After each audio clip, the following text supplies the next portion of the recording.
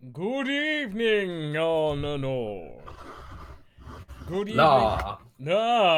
And greetings to a rather spooky, happy Halloween edition of the What If Round Table. And take a look. Ranch, Daikon, and Mooley are in particular in the spirits of Halloween. The art by Tomboy014. And I have to admit, this ranch is cutely adorable. But also spooky. Because she's carrying a jack-o'-lantern to go trick-or-treating. Although I must say, she could have used the tail to carry the basket, but it doesn't matter, it's cutely scary. She looks like she's really straining to hold that big Orale smile. That is not a spooky voice! You need to speak in spooky voice. She looks like she's straining to hold that big Orale smile. That is better! But thank you very much coming in, everyone, to a bit of a rather spooky what-if round table with a brand new layout, but it's the same old guesswork. I am MasakoX, and I'm joined by the Booraretta that is Haverok. Blah, welcome. And we also have the Sophie Booey. It's trying to go boo and e. Spooky bee.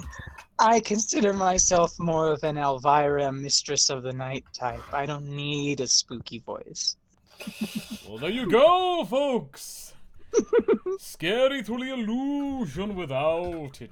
But don't worry, we're not going to be doing the entire thing. No. Don't worry. that was just a kind of. God's no. This is us handing back our Halloween cards because we all know that most people. Well, I mean, in the UK and Europe, we will probably be then going, okay, now Christmas, but you guys, mostly would be Thanksgiving. So, there you go. But here are the rules of the roost.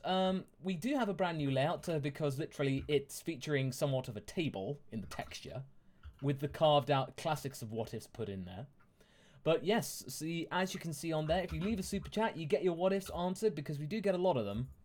And it just means that we get a good list, and it does take a while to get through. So, yeah. So if you want to leave a super chat, it helps support the channel in times when YouTube's been really, really bad lately. The last few weeks, the videos have really not been going out. So all I can say, guys, is really tell people the videos are coming out, and let's stick it to YT, because YT being YT and all that. But yes, let's get double down. Watch it a couple of times. To finish up, the whole beginning thing. Don't worry if if you're not super chat, what if isn't addressed on the stream? We read them all. We read the comments. We read your. We do take in feedback, so just say that, just so you know. And also, if you want to become the stream boss, by subscribing, leaving super chats, you will become the stream boss, because thankfully the Streamlabs, so you can actually get it to work. Yeah. So there you go. Ooh, I already know that something's going to happen right now. That's a big donation. But we shall get to that shortly, because we do have people in the queue. So thank you very much for your support all, and do drop down a like, because it does help the algorithm and all that. So do leave a like. Let's get to 100 likes. Alright, now we get into Podo. Podo is our first one, and it's not Paparazza. I don't see Paparazza anywhere. This is scary. This is scary twist. No Paparazza. Maybe he's incognito. Maybe he's in a costume. Paparazza is missed.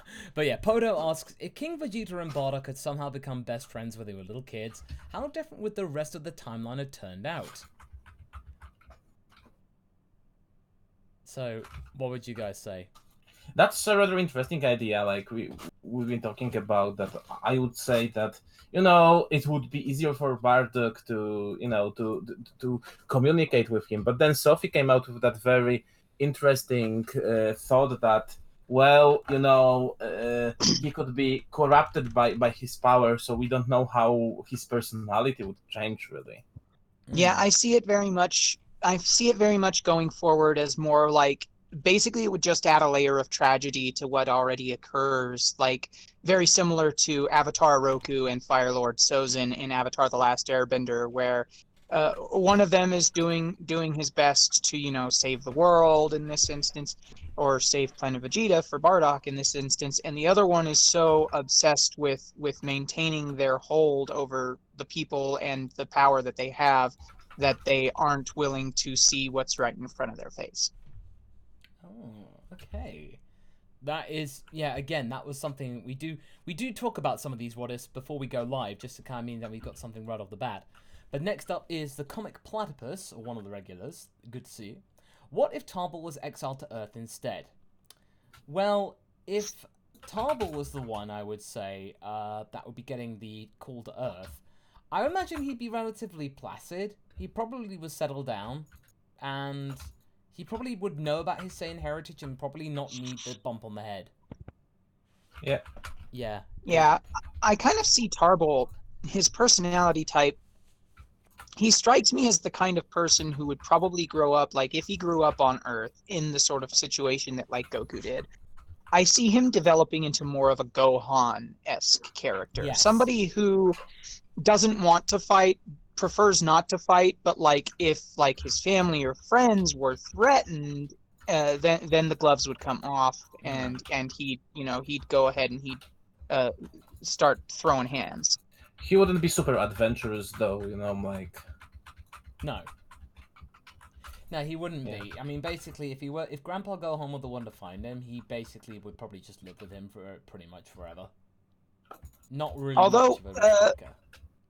I get the idea that Tarble is the kind of person who probably enjoys the companionship. So, like, if the same situation with Goku happened where he got adopted by Gohan, but something occurred that resulted in Tarble killing Gohan with the Ozaru form, much like Goku did, because of course Tarble is younger than Vegeta, so the same thing could very well have happened, because he wouldn't know about not looking at the moon.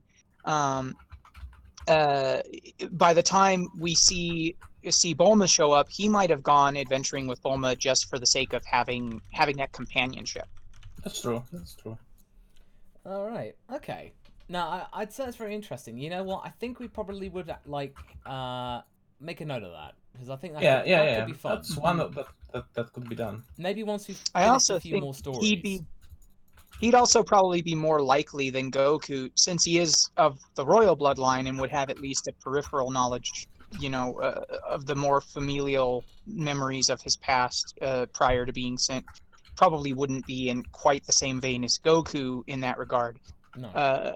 He would have probably been the type to develop a more like precocious crush on Bulma, especially if he's anything more intelligent than Goku was. Yeah. And of course, he's related to Vegeta, and we all know Vegeta's taste in women. Yeah, that is definitely fair enough. Oh, by the way, this gets the jump of the queue. The Nerd King is back with a huge donation. Thank you so much, pal. Woo, boy. So appreciated. So Thank basically, you. The Nerd King says, my cafe did well. We all got a bonus. Well, congratulations, sir. I don't have any what-if questions that would be interesting or hasn't been asked before. Yet I still want to do my part. You're all amazing people and have made Dragon Ball a great franchise. Please, P.S. Gran says hi. Well, hello, the Nerd Queen Mother. Hello. Hello. No, but thank you so much, Nerd King. Very much appreciated, and it will help us all a lot in these times of uncertainty with YT being YT and all that. But yeah, so thank you so much once again, very much obliged, and thank you to everyone in general who is supporting the channel and everyone just who is watching and inputting their input. But yeah, let's get going. Manifesto, because we've got a lot of them. Manifesto, 2 what ifs for you, Masako. What if Cell was the popular one instead of Frieza in recent years? And what if popularity is actually damaging or hurting Frieza's chance in the story, perhaps? Well, I think I can feel this one. Cell, if Cell was the popular one, well, first off, people would have to be tolerating to be able to draw all the spots on Cell, because quite honestly, I think in an interview, Toriyama did say that he really did not like drawing Cell that much, because all those spots and stuff. It's actually paradoxical, because he said he had the most difficult time drawing Cell, But he actually also stated that his favorite design to come out of the Android saga was Semi-Perfect Cell. Yeah. And he was really upset that he wasn't able to draw more of Semi-Perfect Cell because of his editor demanding that he hurry up and get to the perfect form. Yeah, no, exactly. So that is it's rather curious. But if he was the popular one, well, you saw the reaction in Dokkan Battle with that, like, Cell Games announcement with Norio Wakamoto's voice. It was hashtagging all over Twitter, and it was like, it went crazy. People were loving it. So that just gives you a small taster of what it could be. And the other one, what if popularity is actually damaging or hurting Frieza's chance in the story, perhaps? Well, we all know the reaction of when we found out that Frieza was going to be in the Tournament of Power. That was bad. Before we actually knew anything, we all assumed it was going to be terrible because, you know, it was just more Frieza. They got lucky. The implementation of Frieza in that story was very good.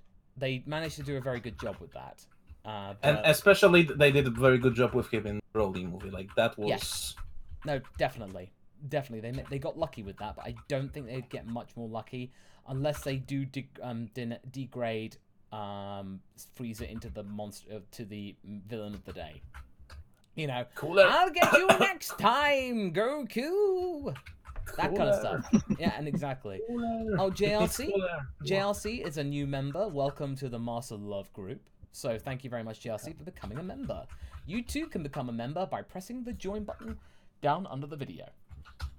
Alright, we have the comic platypus again.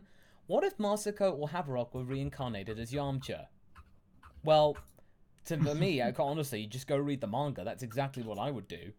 You know, just use my future knowledge to my advantage, and then just try and survive. Pretty much, I thought it was really interesting. It was simultaneously both a real testament to the willpower of the mangaka doing reincarnated as Yamcha, and just the sheer fact that he had a very specific story he wanted to tell and wrap up in a very short time. yes. That he didn't give Yamcha an absurd amount of power, because like Yamcha goes and does all this stuff, the reincarnated Yamcha goes and does all this stuff to try and get stronger, but by the time of the Saiyan saga, he's still only got a power level of like 10,000. So Goku still has to be the one to save the day, and when everything's said and done, you know, it ends pretty quickly, and Yamcha got to play a bigger part, but not so much so that he overshadowed everybody. And that was really interesting to me. Yeah, no, definitely. That manga, if you haven't read it, the case of being reincarnated as Yamcha, it's probably one of the best what-if mangas around. And it's just like, you know, and it's an official one. So it's just a really neat package, definitely. Brother Roga, what if Masako and Sophie B combined their two what-ifs? What if Krillin had a power-up, and what if Krillin became a Saiyan? Also, table equals mahogany. Mahogany. Well, Mahogany. I think both what But ifs not have just something. any mahogany. It's space mahogany.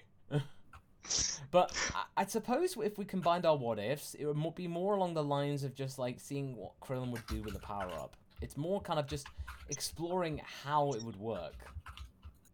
Yeah, and that's the other big thing too. Is one of the big things about the power up video is it's kind of also there to show that there will be, especially once I get to part 5 and onwards, if it goes beyond that, because I mostly plan on ending it around the Cell saga, unless I get a lot of people saying, hey, continue it. But it is going to kind of show that there is an upper ceiling that for human characters that's below the Saiyan threshold, but is still much higher to keep them relevant. Because I'm working, of course, off of a derivative of the Kaioken, and the Kaioken has its own limits as far as we know. So, so if he were to become a Saiyan, honestly, if you were to combine the what ifs, it would have to be a situation where Krillin began as human and became a Saiyan, even later than in Masako's what if.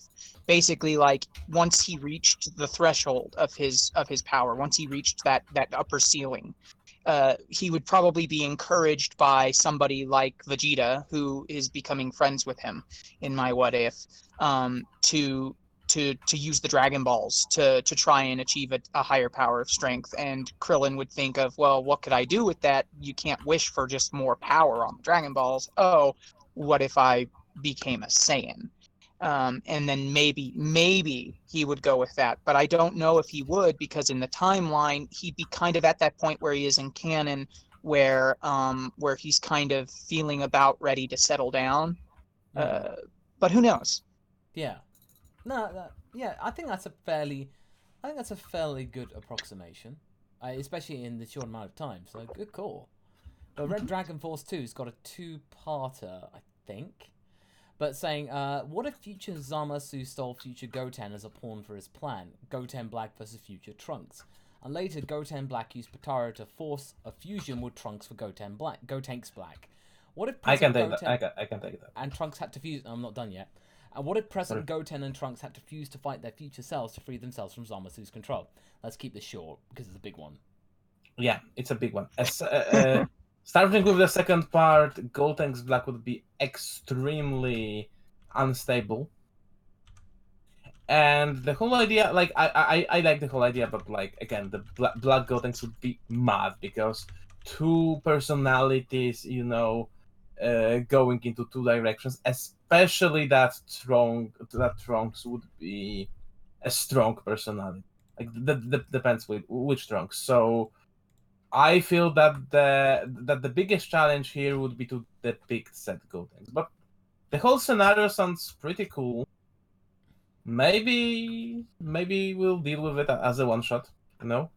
Yeah, You'd have to also, if you wanted it to be any kind of like dramatic, you'd have to figure out a way to fully. You basically have to ignore the whole time limit, because if the idea here is for human-bodied Goten Black to force a fusion with Trunks to become Gotenks Black, that's two humans fusing with Potara, which we now know in Dragon Ball Super is non-permanent. It has a time limit. Yeah. So Yeah. you'd have to get rid of that and go off of Dragon Ball Z rules in order to make it really more dramatic. Because otherwise you'd have it be like, how are they going to split? And then an hour passes and they split. Yeah. Thing is, in that case, I wouldn't even need to do that, because I thought about it, you know, and that the Kai spirit is enough to keep the bodies. The Kai's spirit is enough to keep it. Well, yeah, I guess you could use that as an excuse. Yeah. So Goten Black still being Zamasu, being a Kai in spirit, you know, Zamasu being a in Kai, spirit. yeah, being Zamasu in spirit. In that case, to keep it easier, permanent, and not having to resort to that. We'll see. Gotcha. We'll see. I will take a look at that one. Okay, cool. Nick Wolf, happy Halloween. Well, happy Halloween to you too, Nick Wolf. What if instead of heart meds, Goku was turned into a cyborg, replacing his heart and removing the need but not want to train and eat? So basically, it's like Goku was like transformed and had something of the equivalent of the Infinity Engine or something like that. So, like, what if they just thought, well, oh, forget these heart meds, we'll turn Goku into a cyborg. We'll just give him surgery to replace his heart and any other organs with cybernet. I don't know if Goku would be down with that, to be honest, because you can't exercise an artificial heart, you can't exercise artificial limbs, you can't increase the strength of something artificial. If it was bioorganic, perhaps, you know, if it had the potential to grow alongside his body, but any form of prosthetic or artificial organ would be seen as a hindrance. And I think Goku, honestly, I feel like Goku would almost prefer to die than be a robot, especially if the robot means a stagnant power, even if that power is a high one. Yeah. Because he hates that idea of stagnation when it comes to his growth as a warrior. Oh, absolutely. I mean, that is just like, that is an absolute given. So, you know, because otherwise it would mess up his routine and the such. So you can't be doing that. No. But George J, two older brothers join forces. What if Raditz met Tambourine? Well, it would depend if Tambourine survived, but if Tambourine did survive, and Raditz met him, his power would still be quite weak, and Raditz would probably obliterate him. The only way that I could see that working is if Tambourine was able to convince him. That's the only way. Yeah. Well, and you also have the other potential thing is if Raditz shows up early. If Raditz showed up during the King Piccolo arc himself and met Tambourine in that fashion, but the big problem here with this kind of what if concept is Raditz. I don't think Raditz he at this point, especially in his life in the story, he's not the kind of person who would even bother to think of teaming up with somebody who's less than a fifth his own power. Yeah. Because at the power level he's at, if he were to show up early, or even if he were to show up at his normal time, but Tambourine was alive and tried to convince him to team up, he has enough power to obliterate life on the planet as it is.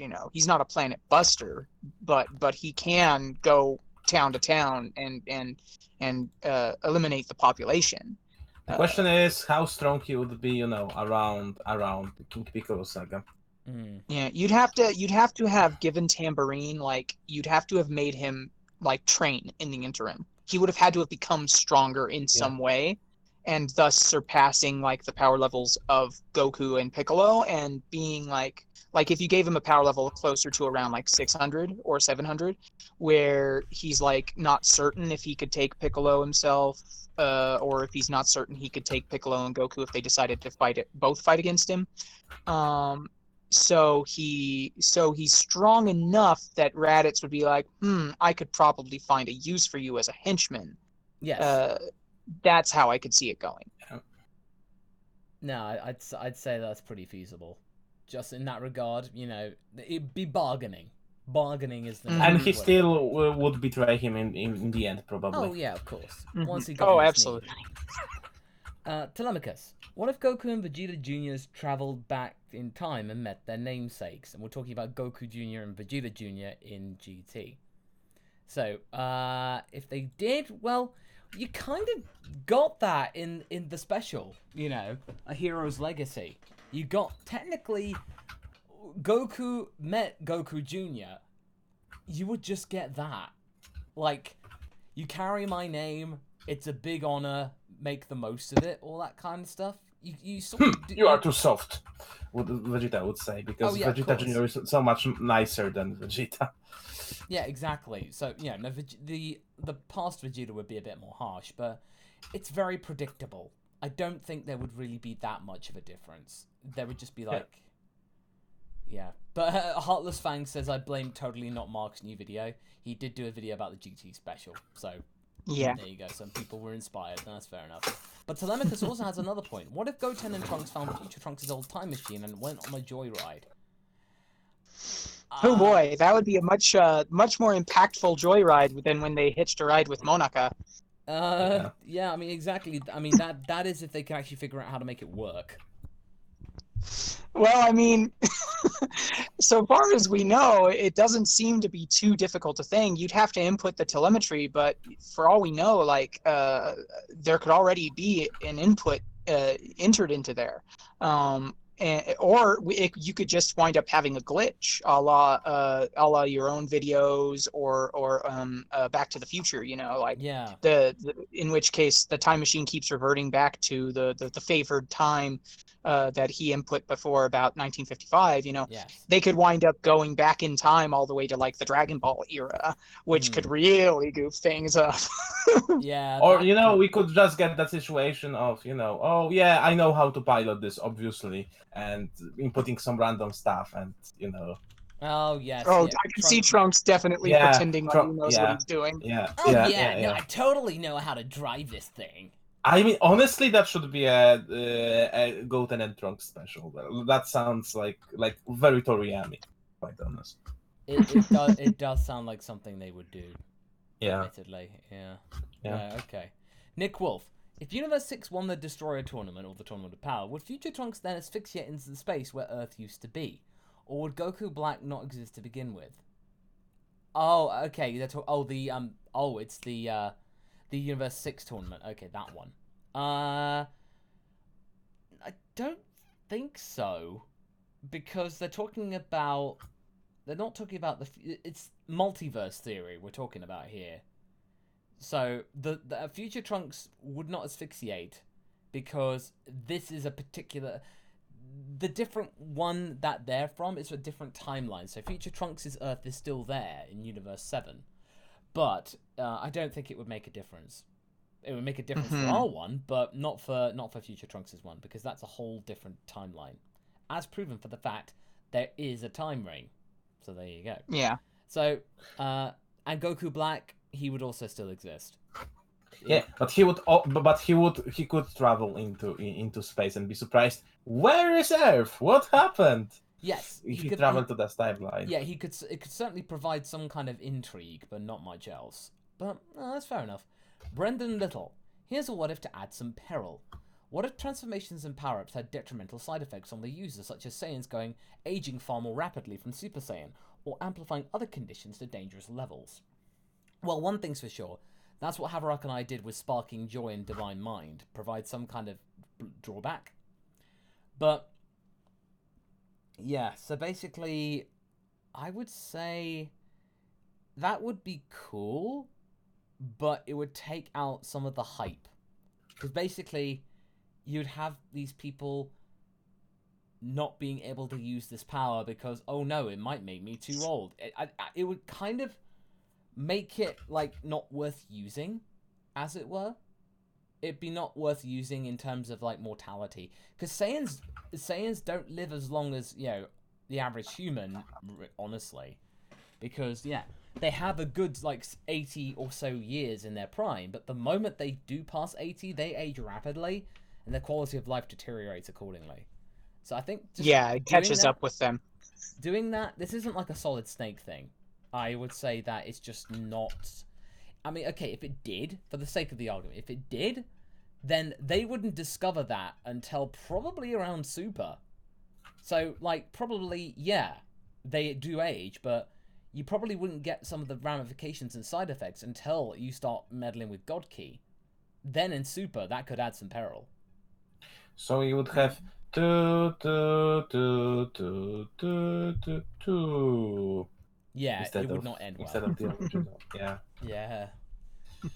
JRC, I got two what-ifs. What if Pilaf wished for Goku to be as old as he was instead of a kid in GT? What if the Garlic Jr. saga and movie were put together? Well, I kind of get the feeling that the Garlic Jr. movie and the saga are basically the same. Just basically the same. Wanting Pretty much. the Dead Zone, the Makio Star, all that kind of stuff. With some variations, of course, with the Darkwater Mist. That kind of stuff. But I mean, it still would be better if the movie was canon. The movie could be canon. And then what if Pilaf was wished for Goku to be as old as he was? I think Pilaf was not much older than Goku at that time. Yeah. Not much older. But I think, he's a demon being. I always got the feeling that Pilaf was a fairly young ruler because he acts so bratty. He strikes me as the kind of guy who inherited his rule at a young age. Yes. Before he could learn responsibility. Exactly. So I would say really Goku and Pilaf's ages would probably be very similar. So there wouldn't really be much point in that wish. I think that's what I'll say.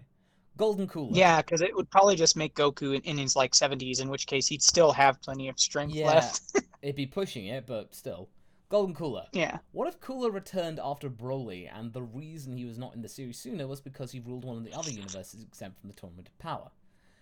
That would be a fairly decent idea, but we do talk There's about a bad Cooler. implication with it, though. There's a bad implication with that. And that's the implication that Cooler ruling over... because the thing is Cooler is more or less very similar to Frieza. They're space fascists. If the idea was Cooler didn't get involved because he was exempt from the universe of from the Tournament of Power, well, the only universes that were exempt from it were universes with high mortal levels. So the implication would be that a fascist ruler over a universe gave a universe a high mortal level, which is pretty counterintuitive. Yeah. Yeah, it's just like you feel like that ain't right. I'm pretty. What was the Grand Prix smoking that day? It's just like. But I mean, there could be a different reason. Like maybe he even escaped to one of those universes due to some twist of fate, and so he was just fortunate enough that he was in a universe that was exempt. Yeah. No, I'd say that's pretty decent. Yeah. Frostbite. What if vampire warriors were in the world of Dragon Ball Z or Super? Vampire warriors. Now, which vampire warriors are we talking about here? Are we talking vampire warriors in the there's so many different vampire anime. I can't even quantify them all. Like I know that Dio's a vampire in JoJo. I know that there's a bunch of other different vampire anime, but I've not watched any of those. Yeah, I mean, well, okay. Because technically we have vampires who are warriors in this universe. Okay, if we basically talked about the generic vampire warrior, it wouldn't do much good because they, for the most part, Frostbite says any vampires. Well, it would be very bad because the majority of fights take place in the day. Nearly all of them do. Yeah. Like, seriously, the only times where you could really do it is, like, Hit versus Goku. Fortune Teller Barber's Place with Frieza and Goku. And maybe at Emperor Pilaf's castle. Well, and I mean, even if you wanted to go like the Bram Stoker's route and say that a powerful enough vampire can walk in the daytime, it's just that their power is in some way diminished. I don't see vampirism as a particularly impactful change to the Dragon Ball universe, because we more or less got something very similar in the Blackwater Mist arc, the Garlic Jr. filler, wherein they're becoming almost ghoul-like as they get possessed by the Blackwater Mist and spreading the control with sharpened fangs that they bite people with. You know, they practically are pseudo vampires in that. And if you wanted to be like, well, it would present other magical enemies by giving them, vampiric abilities and stuff like that. Well, do those really make all that much of a difference when your warriors are capable of moving at such high speeds and punching with such force and charging up ki blasts that can disintegrate entire planets or moons? I mean, more with them, being like able to change into incorporeal forms, surviving, and like there's a lot of vampiric powers, and it's a very complex question because those vampires would have some special rules essentially. So and the coolest thing you can do with such vampires is that they would to give them ability of basically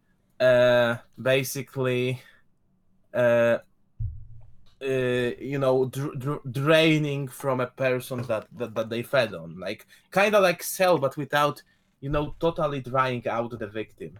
If you want to talk like unique form of vampirism, the androids at the beginning of the Android saga, Android 19 and 20, they just didn't get an opportunity to really show off their abilities. Yeah, no, I think that's a variation, but we're getting big bogged down here. But Kenshin 491 brings it back to Halloween of spooky. That's what Kenshin says, but that's fair enough.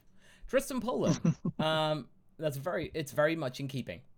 Tristan Poland, what if Gohan turned evil after being kidnapped? And what if Nappa and Vegeta were able to turn him to their side, considering he's half Saiyan? Well, we basically already did that in What If Dragon Ball Z Never Happened. So basically, Piccolo does indoctrinate Gohan. So it just depends if, like, Piccolo was able to just basically beat down Gohan's positive resolve and condition him enough. Well, and that's the other thing too is that if you really wanted to brainwash a young child at that age, it's not actually very hard. There have been real life cases of children who get abducted at the ages between like 3 and 6, and then wind up with no memory of living with their original family. There's been a case where I think it was a young girl was abducted and was raised as the daughter of her abductors for years, thinking it was her real family, until she saw a picture of herself on a milk carton. And she went to the police with it, and the whole thing came crashing down.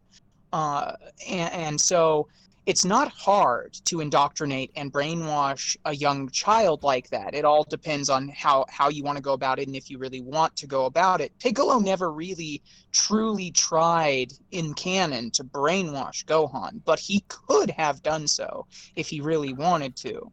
And I actually have something planned that's going to address a similar topic in a future What If. Look forward to that. Yeah, exactly. But it's not going to be Piccolo who does it. I'm not going to spill the beans, but no guys, spoiling. It's worth waiting for, guys. I will tell that much. Okay, that's fair. All right, but let's just keep watching this space. Okay, so Red Dragon Force 2 is back. What if Yang from Ruby faced off against the fighters of the original Dragon Ball? Okay, that's a good qualifier. Would she survive / win against Goku and Co., including Piccolo Jr.? I'm glad they said original Dragon Ball, because that makes it a bit more interesting. Because if this was Z, probably not. But I would say, if we're talking around the 21st World Martial Arts Tournament, that she could do pretty well. She's a good enough martial artist that I could see her working in a scenario like OG Dragon Ball, where it was more about the skill at martial arts than it was about raw power level. So, and I don't know much about Ruby at all. I only know peripheral stuff because I have a few friends who like to watch it. But I do know Yang is the one that's kind of like the fisticuffs person of their group. And from what little I've seen, from bits and pieces, I can tell, like, yeah, she's probably skilled enough that, you know, she could go toe to toe with some of the better martial artists in OG Dragon Ball. Once you moved on to Z, that would probably be a different story. Yeah, okay. That's pretty short and sweet. Nice. Nick Wolf, what if Ginyu changed with Tarble? Then no one would suspect. Okay. Well, first he'd have to have an opportunity to do so. I mean, if you wanted to address something like Ginyu is still a frog who managed to get to planet Earth, and you didn't have the whole Resurrection F fiasco, or maybe before the Resurrection F fiasco actually occurs, since I believe Tarble is introduced. When is Tarble introduced? Was it in Battle of Gods, the movie, or was it in... It was in Yo-Son Goku. Yo-Son Goku. Yo-Son Goku. That's right. So that's still like before the Battle of Gods movie. So if the frog, that is Ginyu, managed to somehow swap places with Tarble after the events of Yo-Son Goku and his friends return, Tarble could reappear at any given point in the timeline, and everybody would think it was Tarble, but in fact it would really be Ginyu. But you'd have to ask yourself, okay, well, how much does that really gain for Ginyu? Because Tarble isn't particularly strong. I mean, it would give him a new body to work with, and a Saiyan one at that, but you'd have to be like, okay, well, he's going to have to train in order to get stronger, and we already know that Ginyu as a character doesn't seem the type to do that, because he's got a body-switching technique. I think if you wanted to make a story with it, what you could do is he steals Tarble's body and then uses it as a means to get close to Vegeta so that he can steal Vegeta's body. And then Vegeta gets his body stolen. He's in the body of Tarble, and now he has to find a way to get his body back from Ginyu, who basically runs off and escapes because he's like, I'm not going to fight you guys right now. I know how that went last time, but I am going to make use of your body. He trains Tarble's body, and then Tarble gets his body back and he's now ripped. It's like, oh Really my strong goodness. And then Vegeta's kind of like, how dare he look more jacked than I? Zero plays games. What if Bardock was an elite? Would the Saiyans have listened to him? Oh, most undoubtedly. If Bardock had somehow been able to climb the ranks, because there is a debate about whether he's considered a mid-class or a low-class Saiyan. Some people tend to say he's mid-class, like he was lower class and then got upgraded to mid-class because of his power.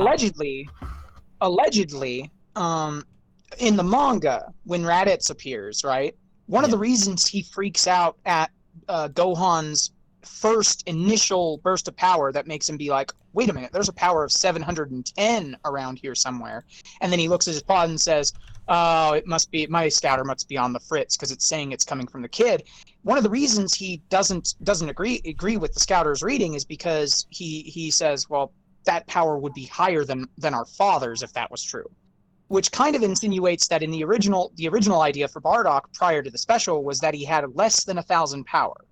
So he would have been definitely a low class warrior if we went based off of that aspect of the manga. But of course we also know now, thanks to Toriyama's sort of retconning in various interviews and stuff like that, that Raditz himself is considered mid-class, but even he doesn't get respect from people like Nappa and Vegeta. So if you really wanted Bardock to have any kind of respect, he would have had to have been at least on Nappa's level, which would mean that he would have had to have been upwards of 4,000 to 6,000 prior to his Zenkai boost in the special. Yeah, true. So yeah, I would say the mid-class principle would ring true. But even then, that was not enough. Because, you know, it was just at that time and the Saiyans were prosperous. And we're just thinking, well, what's the problem? You know, why would we listen to you? Yeah, there's no reason to. Well, there was a reason, but it was too late after that. But if he was an elite, they would have listened to him, definitely. Because, you know, this is a Saiyan elite. I mean, Vegeta would have just said, what's he on about? You probably would have had some resistance from the more established elite, but the lower and mid-class warriors would listen to him, definitely. Also, to sum it up, like Bardock strikes me as somebody who's comfortable with his role, really. Like, he's not the guy who wants to climb the ladder, really. He wasn't super ambitious. No, definitely not. He was basically there as... You know, he just so happened to find himself in that role, all that kind of stuff. So, definitely, I would say. All right, Nick Wolf. What if Gero just gathered the Dragon Balls to get revenge on Goku? General Blue did bring the Red Ribbon Army a Dragon Raider while before being off by Tao. Yes, he could have done that, but I don't think that's in Gero's style. Because... The thing is, though, he would consider this magic, and magic to a mad scientist like Gero, he would just scoff at that and say, why would I want to resort to magic like that? And that would be a major flaw in that he is very straight, like laser focused on, I'm going to build androids to get my revenge on Son Goku. You know, that kind of stuff. That's pretty much all he does. I mean, yeah, he could use the Dragon Balls, but I don't think he would. Because... but you also need to remember that scientists have, you know, also in settings when you have both science and magic, try to find the scientific side of the magic, you know, try to crack the science behind the magic. So I don't think he would make a wish, you know, kill Son Goku, but he could, like, wish for a better lab. Oh, okay. He would, like a means to an end type thing. Means to an end. Okay. Instead of, like, making an instant solution. Yeah. You know? Okay. That's a good scenario, because it just means that he would not use it to do Goku. He would want to do that on his own terms and with his own machines. But he would use the Dragon Balls in a way to better his chances, as it were. Okay. Yeah. I think that's reasonable.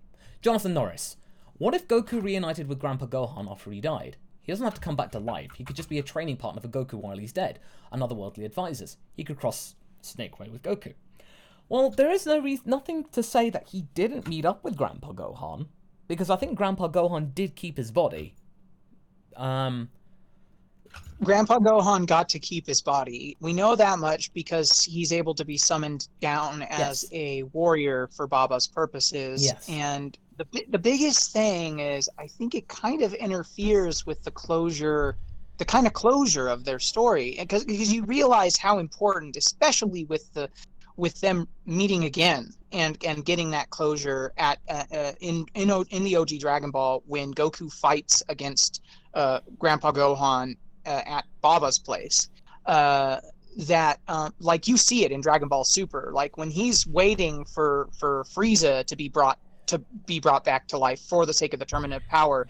He's literally the punches and kicks that he's throwing out on the front is literally a recreation of his fight with Grandpa Gohan. Yeah.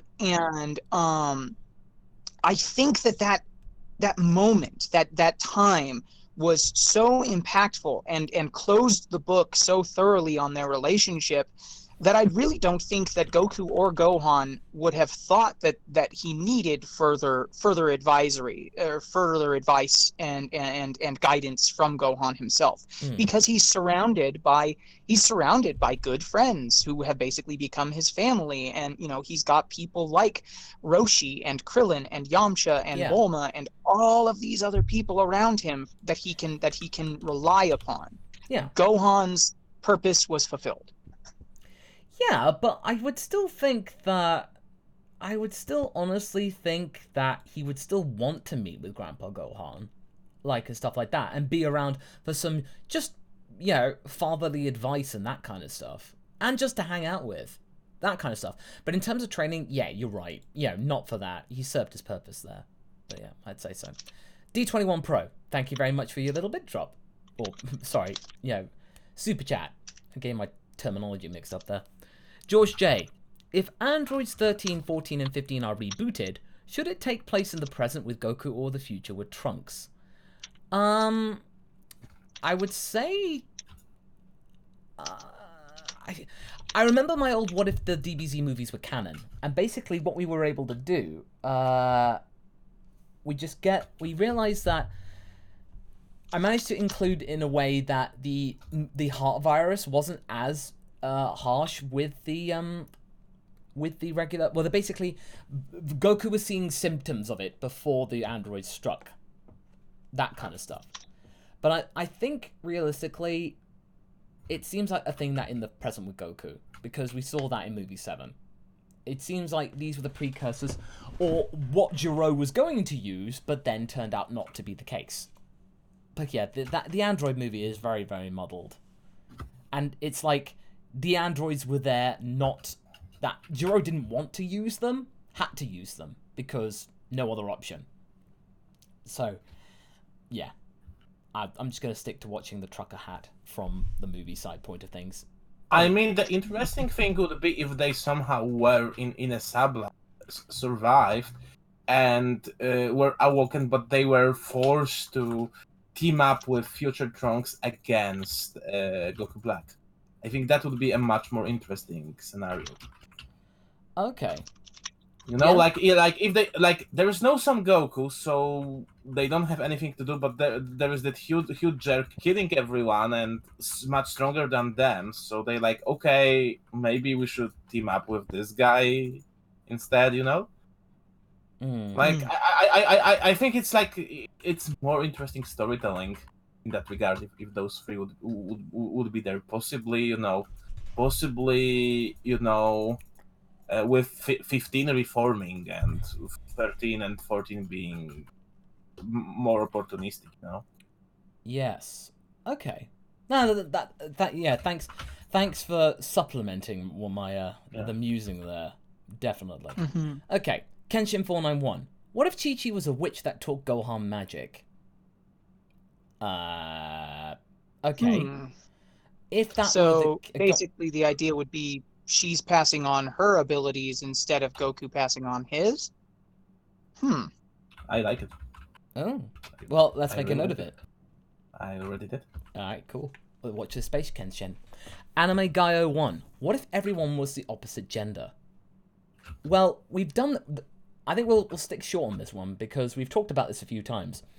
I don't think it would really make much difference. The mark of a good character is that it would be regardless of the gender. Regardless of the gender, the character would work. I mean, with Goku was female, that one, the next episode coming out on Tuesday, by the way. Really, not much changes, except the fact that, you know, with the 80s and 90s sensibilities, Goku does hang out more with Bulma. But other than that, the sensibilities and the principles that Goku follows are exactly the same. So, for us, nothing would really change. It would just, maybe certain dynamics, but in terms of the personalities and stuff like that, I would say minimal. Ice King 688. What if Goku was raised by Master Roshi? Oh dear. Well, actually, you know what? I would say that if, say for example, if Grandpa Gohan still, like, still raised Goku from an infant, but then when he got squished by Ozaru Goku, Roshi took him in, I feel like Roshi would take it seriously and fail. He would try to be responsible and fail, but I feel like Goku would have had enough social skills to realize that don't take Roshi too seriously. But I think that Roshi... I don't know. He's really, really not very smart. Oh, I know honestly... that, but I would say just for this... Go on. Well, I was going to say that it could probably wind up turning out similar, because especially if he already has, like, the head injury from something else, right? Because you always have to kind of get past that hurdle with Goku, because Goku's a very different kind of child when prior to his head injury. But let's assume that, you know, it's the same child that Gohan raised, essentially, being raised by Roshi instead. I think that Roshi would have probably done a lot like what the grandfather who raised Belcranel in Is It Wrong to Try to Pick Up Girls in a Dungeon did. And that would basically be espousing his key points to what is best in life, you know. In this case, Roshi is an epic level pervert. He's also a very talented martial artist, truly a martial arts genius, and he has plenty of other wisdom to impart, and I'm sure he would impart that onto his adopted grandchild, essentially, in this case.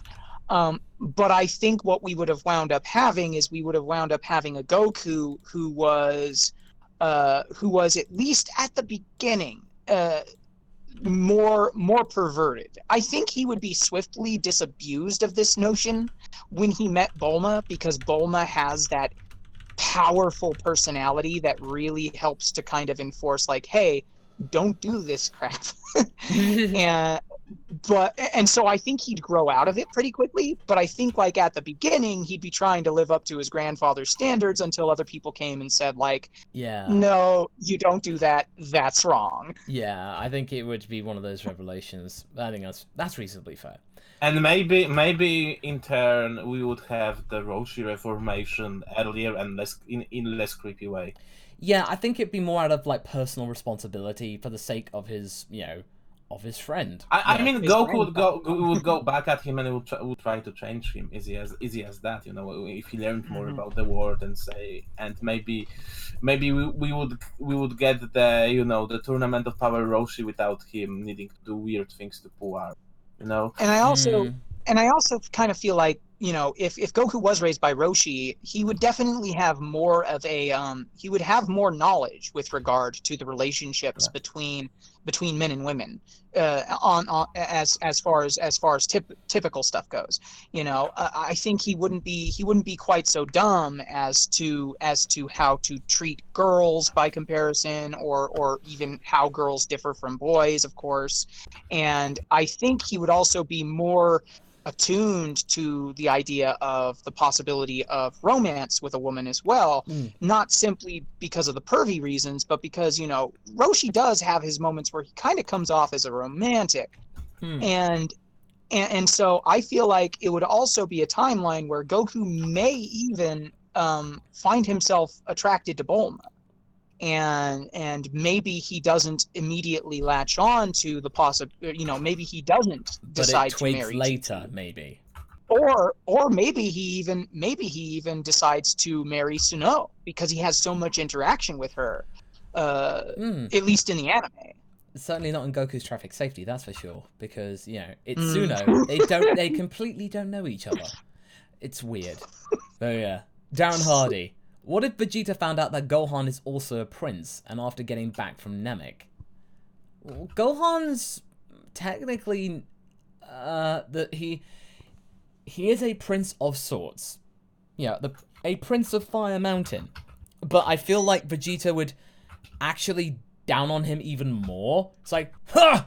You're the prince of a lonely, lonely mountain. I am the prince of all Saiyans. All that kind of stuff. And Gohan would return at him. I think right now we were a prince of a derelict planet, you know. And then I'm just imagining like a TFS kind of DBZ abridged scenario. Yeah, how's that working out for you? Yeah, at least the mountain is still here. Not for long. Not for long. Yeah, that kind of. Oh, yeah, no, I could see that happening. I could see that definitely happening. Yeah. Ghost Kaiser. What if Krillin saved the Saiyans and species from Frieza and Beerus destroying, taking their planets? I don't see that happening because Ghost Kaiser, because Krillin, she's a Supreme Kai, and the job of a Supreme Kai is to observe and not get involved. In fact, they do say that sometimes in Xenoverse, is that, you know, their job's not supposed to get too involved in stuff like this. Because that's why they are mad at Few, even if he like saves people in some. Like, you are not supposed to do it because sometimes Few in this weird scenario, sometimes he makes things quote unquote better, and Kronoa gets angry about this because things are meant to be in a you know, in a specific particular order. balance. Yeah. Perfectly balanced, as all things should be. Yes. Yeah. Noob Source. What if Dragon Ball R&R had a Galactic Junior tournament? Galactic Junior tournament? Yeah, like you know, for the kids, for the younger. Oh, for the kids, right? I love this idea. I do like this idea, but it requires a little bit more like knowledge of kids from different universes and stuff. Wait, so the question is like, what if there was a junior division of the Tournament of Power? Yes, I love this idea. It's so wonky, but I love it. But I feel like Ranch would be team captain, and Trunks and Goten would be the main, stays. And I wouldn't be surprised if there's some madcap thing that Jiren's nephew. Jiren's nephew. Like smaller. My uncle said you shouldn't trust anyone. Yes. I'm Biren. You finally have an opportunity to have a child Frieza race appear. Joren. It's something. If there is an artist, we need Joren's fan art right now. Who's Joren? Joren Mama. Oh my god! You realize now that Joren is basically a JoJo. No, technically not, because no second. You has to have the second Joe. It's just Joren. Oh yeah, that's right. All right. Anime Guy 01 talks about what if Goku married Suno. We talked about this just now, actually. If that were the case, it would be a fairly reasonable one, because Suno does have a crush on him. And I feel like he would... But I don't think he would like the cold, because Goku does not like the cold. Definitely not. I think Suno would be willing to move to Mount Paozu. Oh, yeah. I think... It would have to be that way to make it work, but I think she'd be down for it, because as we see in Goku's Traffic Safety, their family does go to the city quite frequently. So they do... Oh my gosh, could you imagine red-haired Gohan? Oh, wow. That'd be interesting. Taco Monster, thank you very much for becoming a member. Thank you very much. Thank you. Yay. You can become a member by pressing the join button down below. D21 Pro. What if in Fem Goku timeline, instead of future Trunks coming back, a future Videl came back who was trained by Fem Goku? Part 8 does deal with the rest of the Namek saga, but I haven't got to that bit yet. I will make a note of that. but I will look into that. I think you know. I that do in real enjoy life, anything. yeah. I do enjoy anything that gives Videl more screen time and We fighting. all do. You We know? all do. Yes, yeah, likewise, definitely. But I'll make a note of it. Grant Emil, happy Halloween. Well, happy Halloween to you too. What if Vegeta died during the Saiyan saga?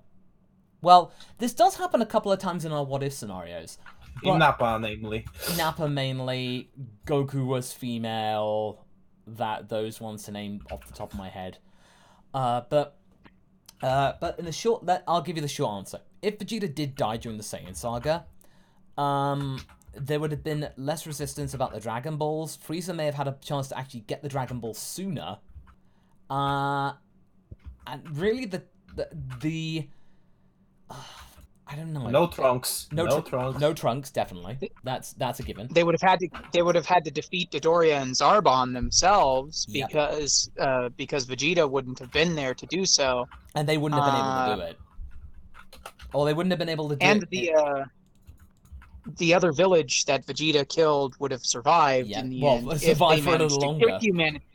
If you managed to get past the saga without Vegeta's help. It's rough. There's a lot of these that kind of go real dark. Yeah, they do. They I mean, definitely do. androids could possibly win. Yeah, androids could possibly win too. Definitely. If we went through Frieza Saga, androids win, basically. Yeah. Kenshin491. Horror question. What's Master Rosie's DeviantArt page look like? Sophie? Yowie hands. So many yowie hands. Yowie hands. There's your answer. Don't worry, we'll move on now. But that's your answer. Cheeky question, Kenshin. Cheeky question. Alright. Manifesto. What if Vegeta had a name for his mixture of form of Super Saiyan 4 and Blue? What would it be called? And would he use his signature move be Final Shining Friday? I believe we did call it that, or something similar in Part 13. But I believe Chancellor came up with one called Super Saiyan Primal, or something like that. But I remember that Vegeta does have Super Saiyan 4 with a slightly tinted aura. The red aura of full power Super Saiyan 4 with the blue of Satan of blue Raditz. I haven't actually come up with a full name, but I think Chancellor came up with one Primal or something like that. Interesting. But I'll have a think about that, Manifesto. Very fair enough. Jonathan Norris again. If the Z Fighter were to play D&D, what classes do you think they would choose to play as? Also, who do you think would be the DM? Haverok, I'll leave this to you. The DM would be Dende, obviously. Yes. Then there would be a DM and invite everyone. Like, Goku would be a barbarian, obviously, like a happy-go-lucky barbarian. Yes. You know, Vegeta would go as a paladin or a priest. I don't know. I feel like Vegeta. I feel like Vegeta would not be able to help himself looking for as many shortcuts to strength as possible. I think he'd be like the worst kind of Munchkin player, and he would pick a class purely on whether or not he knows he can break it. Yeah. So monk. He would play a monk, possibly. You know, like Vegeta. Oh no, Vegeta would go with the weird move. You know, Piccolo would go as a paladin. You know, a straight man. Yamcha would be a rogue, obviously. Yeah. Gohan would be a mage. Yes. I mean, come on. I don't know. I feel like Gohan almost would be tempted to just be the group healer. Like, he would be tempted to be a cleric, and that's because like he can fight when he needs to, because he's got a bit more strength and he's got some holy spells that work on the offense. But for the most part, he wants to kind of sit in the back and play the support role. You know.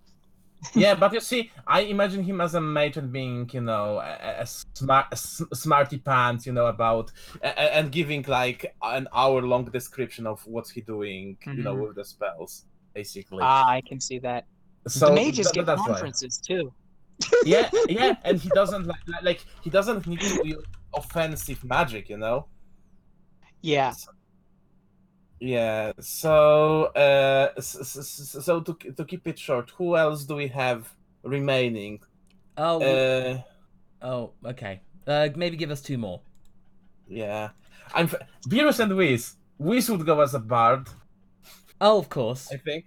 Oh, and like Beerus wouldn't want to play, but Whis would force him. And he'd wind up making something like I think like just a straight up fighter or a barbarian, just so that he could be like. And at the end, he would be really, really into it, role playing and stuff. When everybody else would be like, "No, Lord Beerus, we don't want to play. Come on, it's getting better." He would be the one that didn't want to play in the. But he would start. I am great Beerox, the warrior of 7th clan. Something. Like yeah, no. I'm going to warn you right now that if we do not have consistent weekly Dungeons and Dragons sessions, I will blow up your planet. Yeah. Yeah, I mean, like, totally. It feels like that. All right. Ambipass. Basically, Suna. What if Suna married Goku instead of Chi-Chi? Basically, we just covered this. I feel like if he did, it would probably be a much more harmonious relationship at the beginning, because you know, Suna would do anything to be around Goku at that time. She's very, very doughy and that, dough-faced and dough-eyed and all that kind of stuff, in awe of Goku. Whereas Chi-Chi was, but then that changed to I want to kick your ass and like prove to you. That was more determination rather than just pure admiration.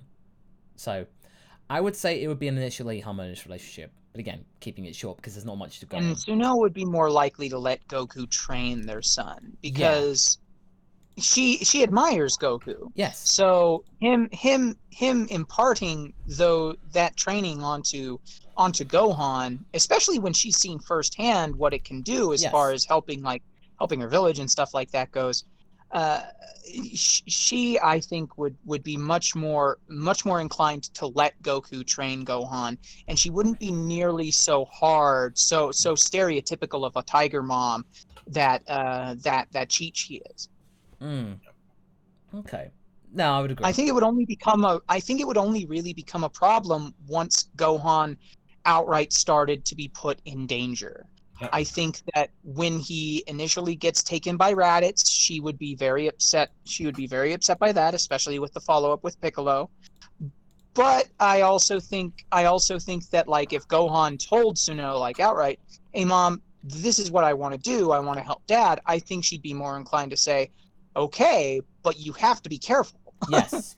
I trust your father to take care of you, but you're going to have to be careful. And I think she would look for some sort of connection with Piccolo much earlier to make peace, and not he's a delinquent, but okay, my son is looking up to you. Yeah, it's better than we become friends. Yeah, no, I'd say so. Yeah. The Highland Merc. What if Goku died via the heart virus when Android 19 was draining his energy? Seems it'd be an amusing alternate Android-dominated timeline here. Okay. So basically, if Goku, instead of Vegeta coming to the rescue, Goku was basically sucked dry by Android 19. Well, this would probably mean if Vegeta did get there in time, but at the same time not make it to save Goku, I think Android 19 would still have been destroyed, because he was battered around like crazy, even after sucking some of Goku's power. So I still think Vegeta would have still taken 19 out, but he would have had a tougher time of it. It would have been more of a challenge. I think what would have wound up happening is pretty much that 17 and 18 would have been called in to take care of stuff, and then since Goku wouldn't be there to inform everybody of the hyperbolic time chamber, and since Dende is, a new guardian or whatever, like the most you could get out of it would be essentially like Kami fuses with Piccolo. Piccolo doesn't think to tell anybody about the hyperbolic time chamber, of course, because Piccolo isn't entirely Kami, nor is he entirely Piccolo once he returns to being the nameless Namekian. I think what would have probably wound up happening is that if Goku died in the fight with 19, the androids would have survived up until Cell absorbed them. Because we would have still gotten the fight with Piccolo and 17 and stuff like that, Super Namekian Piccolo versus 17, but then Cell shows up, and the whole thing goes bunk. Just yeah. Basically, Future Trunks timeline without a happy ending. Yeah. Admittedly so, yeah. Yeah. Timothy Ron, what if Blonde Launch replaced Bulma and met Goku? I think we talked about this last week. Yeah, we got this last week, yeah. But in short... we can just go through it shortly. In short, we believed that Blonde Launch probably would have, obviously lashed out at Goku, realized that her bullets were doing nothing, and then eventually kind of just grow to like him, and be quite fascinated in the fact that these bullets don't work, and they usually do. So I think eventually it would be like a respect, for the fact this kid's strong. And I think it would lead to eventually to the fact that with our Launch that we have right now, Launch having no problems with kids. That kind of stuff. So I think that's how it would go. That's just the long and the short of it. Kenshin491. What if Cell's first form was his only form? Well, it would have been his only form had, Kazuhiko Torishima just been like, okay, yeah, this first form's great. So the first one, Cell would have been the big bad. The passive aggressiveness in some of the stuff I read about the interaction between Kazuhiko Torishima with him, like, but he's gonna transform, right? It's like, that was probably the only way that you could really get, Toriyama to do what you want, and it's the whole thing of like, Torishima knows how to push Toriyama's buttons and just go like, I know you can do better than this, and he pushes Toriyama to do so, and then he does. I mean, apparently, he was still, after all those years, he was still Toriyama's favorite editor, except of his first one. Of course, yeah, that's the thing. Was his second favorite. It's like the fear thing. It's like, it's like fear and like, oh my god, it's determination to make it right so you don't have to do more work. It's that respect and fear, and as an employer, as a boss, you respect them. You may not like them at the time, but you respect them, and then later on you thank them. Definitely. Andriy Vojtovich, thank you very much for your contribution. Doomhand, I don't have a what if. Just wanted to say I enjoyed the Turles video today and wanted to wish Masako and Philly the best on their marriage. Aw, thanks, Doomhand. Very much obliged. Yeah, it was great. Podo, what if in the early days of his reign, Frieza discovered wormholes that allowed him and his forces to freely travel between universes 6 and 7? Well, if Frieza was able to... Basically, this would be almost like instant transmission. He would... you know what? I think Frieza would actually commoditize them. Frieza would commoditize them because the whole point is the Empire. You don't want to just take over planets. You want to make money at the same time to then fund your expeditions to then conquer more planets. If Frieza found them, he would be fascinated with them and then see, oh, I can conquer planets much faster. And at the same time, I can restrict travel that you have to... The only way you could travel across the galaxy is through these wormholes, so I control all the pathways. Basically, there's one big issue that I wanted to say. I mean, he would do that, but it wouldn't end well for him because some big crime boss, maybe even Frost on the other side, would hire hit on him. Oh, of course, yeah. It'd be pretty sweet for him for a time, but then eventually it would come back to bite him on the bum. Totally. I think he may even have gotten into a direct scuffle with Frost, like early on. Like he goes, once the wormhole becomes a thing, and he starts kind of navigating Universe 6 to see what's up. Especially if this is early on in the timeline, prior to him acquiring a taste for training and increasing his power, him and Frost would be more or less on the same level. I think it might have even turned into a bit of a thing where like Frost got to play up even more, being like this heroic defender by basically saying there is an invader from someone from another universe, this evil version of me, and he really touts the idea that Frieza's an evil version of himself, and he's like, but don't worry, I'm gonna protect you all from this invasion. And so he starts this war with Frieza to increase his own prestige. Yeah. It would end like that, really. Kenshin491. What arcana and personas would all the Z fighters be? Oh my gosh, I love this one, but it will take so much time.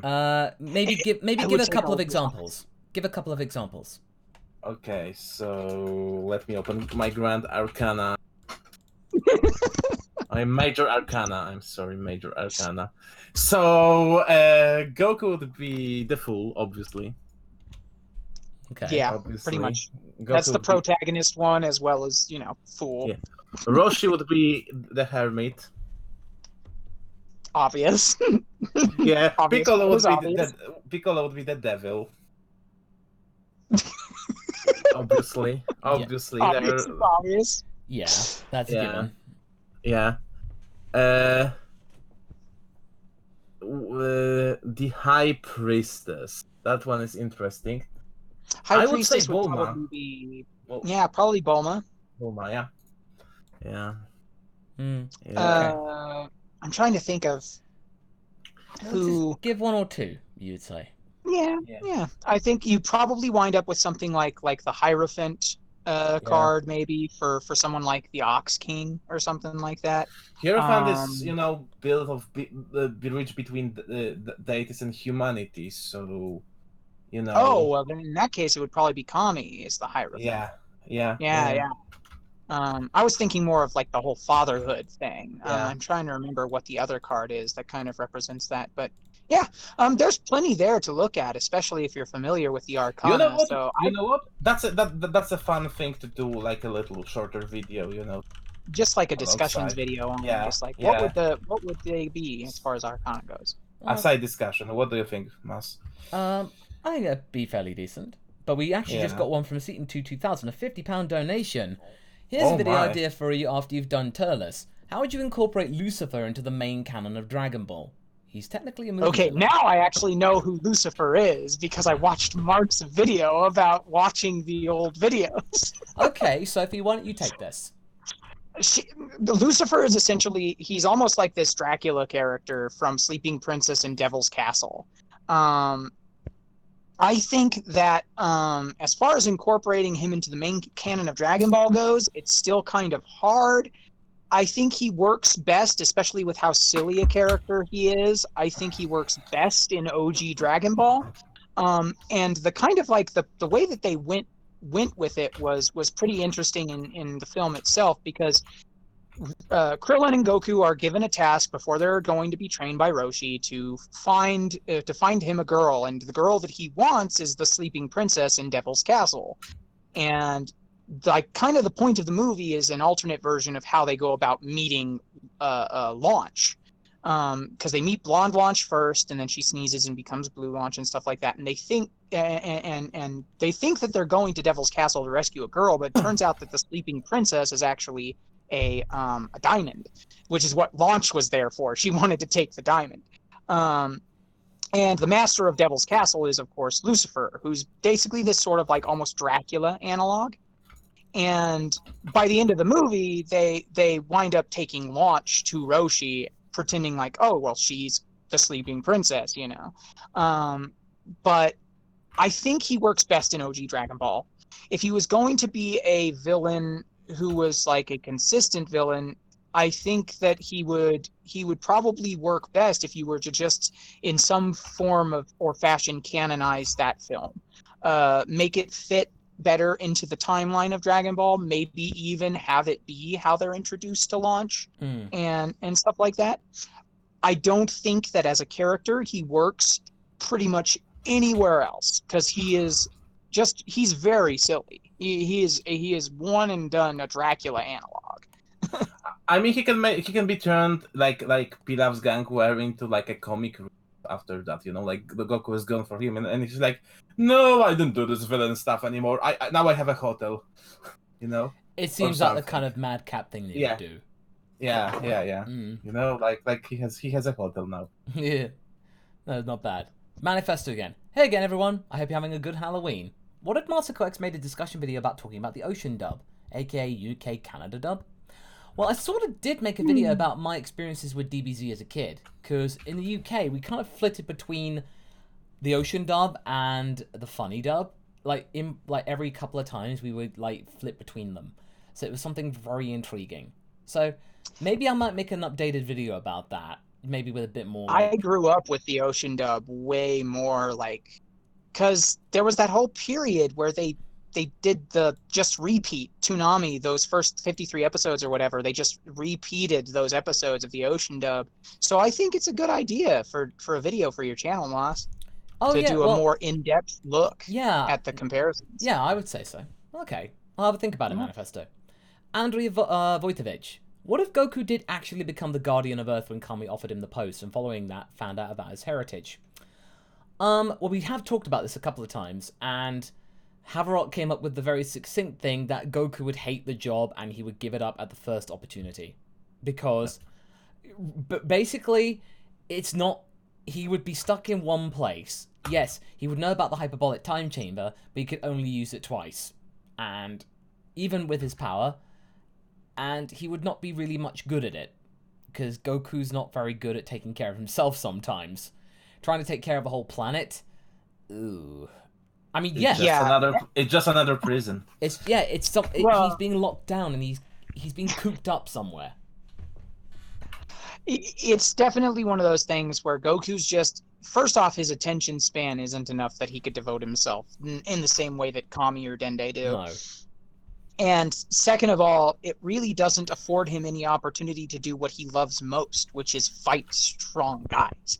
Because being Guardian of Earth is, at least prior to Dende becoming Guardian, because Dende goes ahead and just does whatever the heck he wants as far as traveling to and from Earth goes. But in the beginning, in OG Dragon Ball, when Kami is first kind of trying to convince Goku to take the job from him, Kami outright says, like, the Guardian of Earth is only allowed to interact with the mortal world for a limited amount of time, which is the whole reason why he has to use Hero as a vessel, you know, on the planet. So Goku wouldn't even be able to truly live his own personal dream and ambition, which is just, I want to find the strongest guys and punch him in the schnoz. Yeah, pretty much, yeah. Yeah, I think that's pretty much succinct as you can get, really. It's just like it wouldn't really work for him. The comic platypus. What if Cold never gave his empire to Frieza? Ooh, I like this. Basically, you would get what we had at the beginning of the Broly movie. You would have the Saiyans, they would still be around. And King Vegeta... Gap was... And I think we're having a YouTube problem. It should come back in a sec. I think there was just a bit of a blip. Technical difficulties. Yeah, no, it's coming back now. There we go. Okay, it's back. Okay, so just to kind of reiterate, Cold looked at his power and his son's power and saw the sheer enormity of the gap between themselves and the Saiyans, and never thought that there was any kind of threat. Even if something like the Super Saiyan legend was realized or something like that, their power is so beyond the pale, there's really no concern. And that's how Cold always kind of looked at this scenario. So I feel that if Cold never gave Frieza the Empire, and Frieza didn't have final say on whether or not he got to destroy Planet Vegeta, Cold would have left the planet be, because the Saiyans were a valuable resource. Yeah. They were something that he could employ to get the job done, and so he enjoyed having them at his beck and call. Oh, exactly. So there you go. The Saiyans would have still been around. Pretty much short and sweet. Brother Roga, fair enough, thanks for the input. Basically talking about a what if from earlier, so you're welcome. You're welcome, Brother Roga. Manifesto again. What if merchandise was made for What If Goku Married Bulma? Will there be more parts? Will there be more parts? There will be. That's my favourite scenario aside from the good Raditz one. And merch for Goku Married Bulma, I don't know what to make of that, because I'm trying to make merch that is like unique to What Ifs and not necessarily using existing Dragon Ball characters. Maybe slight variations, but yeah, try and keep it a bit more original. But yeah, but fair enough, Manifesto. I will be doing ones for other ones, but something that's in taste and something that's very pretty much fan favorites and that kind of stuff. And doesn't step too much on the IP of yeah, exactly. So it's gotta be creative here. Mean Crank, 2 what ifs. What if Dr. Gero's son survived with Gero through the destruction of the Red Ribbon Army? Would he become an android and aid the Z fighters? And 2, what if Goku had control over his Zaru form? Well, first off, if Goku had control over his Zaru form from the very start, he would definitely not have stood on Grandpa Gohan, and Grandpa Gohan would have survived. And I think Grandpa Gohan would have, used it and then basically try and make him train in that form. Obviously, being very careful and stuff. So, I think that's pretty much the long and the short of it, really, for that one. And Dr. Gero's son survived with Gero through the destruction of the Red Ribbon Army. That is inconclusive, because we don't know what Gero's son was like as a human. Like, we do know that he did have a sensitive side towards nature. He definitely did. But I don't think it would have been enough for... Again, it's inconclusive, I would say. Would you guys agree? Mm-hmm. Yeah. Yeah. So unfortunately, we can't really give much of an answer. Difficulties with Haverok at the moment. So. Okay, but Jared Glasspool. Haverok, yeah. Jared Glasspool coming in with a big donation. Thank you. What if Bruce Banner replaced Raunchy Lunch to live with female Master Roshi? Bruce hiding away from Red Ribbon Army who wish to turn him into a weapon. Kind of a stealth what if DC and Dragon Ball Z Bruce Banner were crossed over. We're talking about Marvel here. Marvel, we're talking about. That's Marvel. I'm sorry.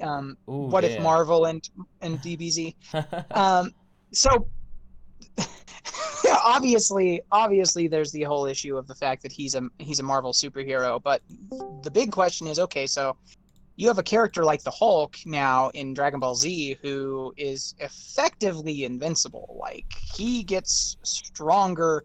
Hulk is kind of like the original Zenkai Boost character. He gets stronger from everything that could at any point in time hurt him, and then he's no longer able to be hurt by that anymore. I feel like Bruce Banner would be a character who he wouldn't have a whole lot of presence beyond that sort of OG Dragon Ball timeline, much like Launch herself, because I feel that because of the fact that Bruce Banner is always sort of in that mindset of I need to kind of keep myself shut away from society and all that other kind of stuff, he wouldn't even want to fight, And as far as the Hulk goes, like, the Hulk might be able to go toe to toe with some of the characters in DBZ for a little bit, but I mean, the kind of beam attacks that you get from people in Dragon Ball, like, could probably knock the Hulk out of his Hulk form back into Bruce Banner pretty easily. So I think he would have probably just become sort of a side character who kept mostly to himself in isolation. Yeah, probably. No, I think that's fair. But thank you, Jared, and thank you, Sophie. Champion of Unity Antarctica. What if Frieza trained in GT, meaning gold form? Well, technically, if he did train in GT, if he was in Hell, he would have technically gotten that, because somehow in Hell you'd get to keep your body for some reason. That was weird. Maybe because their ki was strong enough or something like that. I don't know. It's inconsistent how Vegeta can't keep his body, and yet Cell and Frieza can, unless they cause some trouble. And it's super inconsistent. Yeah, it is super inconsistent. But I would say, if he did, I would say Antarctica, you would be right, because that is what happens if Frieza trains. Golden Frieza. There you go. Pretty much short and sweet. Cody Connor, how well would Future Trunks do in this Universe 6 tournament? I would say pretty much he would do very well. He probably would have beaten Kaba. He would have beaten Vegeta and Frost and Botamo. Pretty much beating everyone except Hit. He would have probably beaten. I think the best way to present Future Trunks would have probably been to have him face off against the Universe 6 Saiyans. His mastery over Super Saiyan 2, and if you want to go by the anime or whatever, like Super Saiyan Rage, and stuff like that, I think that his mastery would have definitely put him on a level that he could probably defeat Kaba and Khalifa.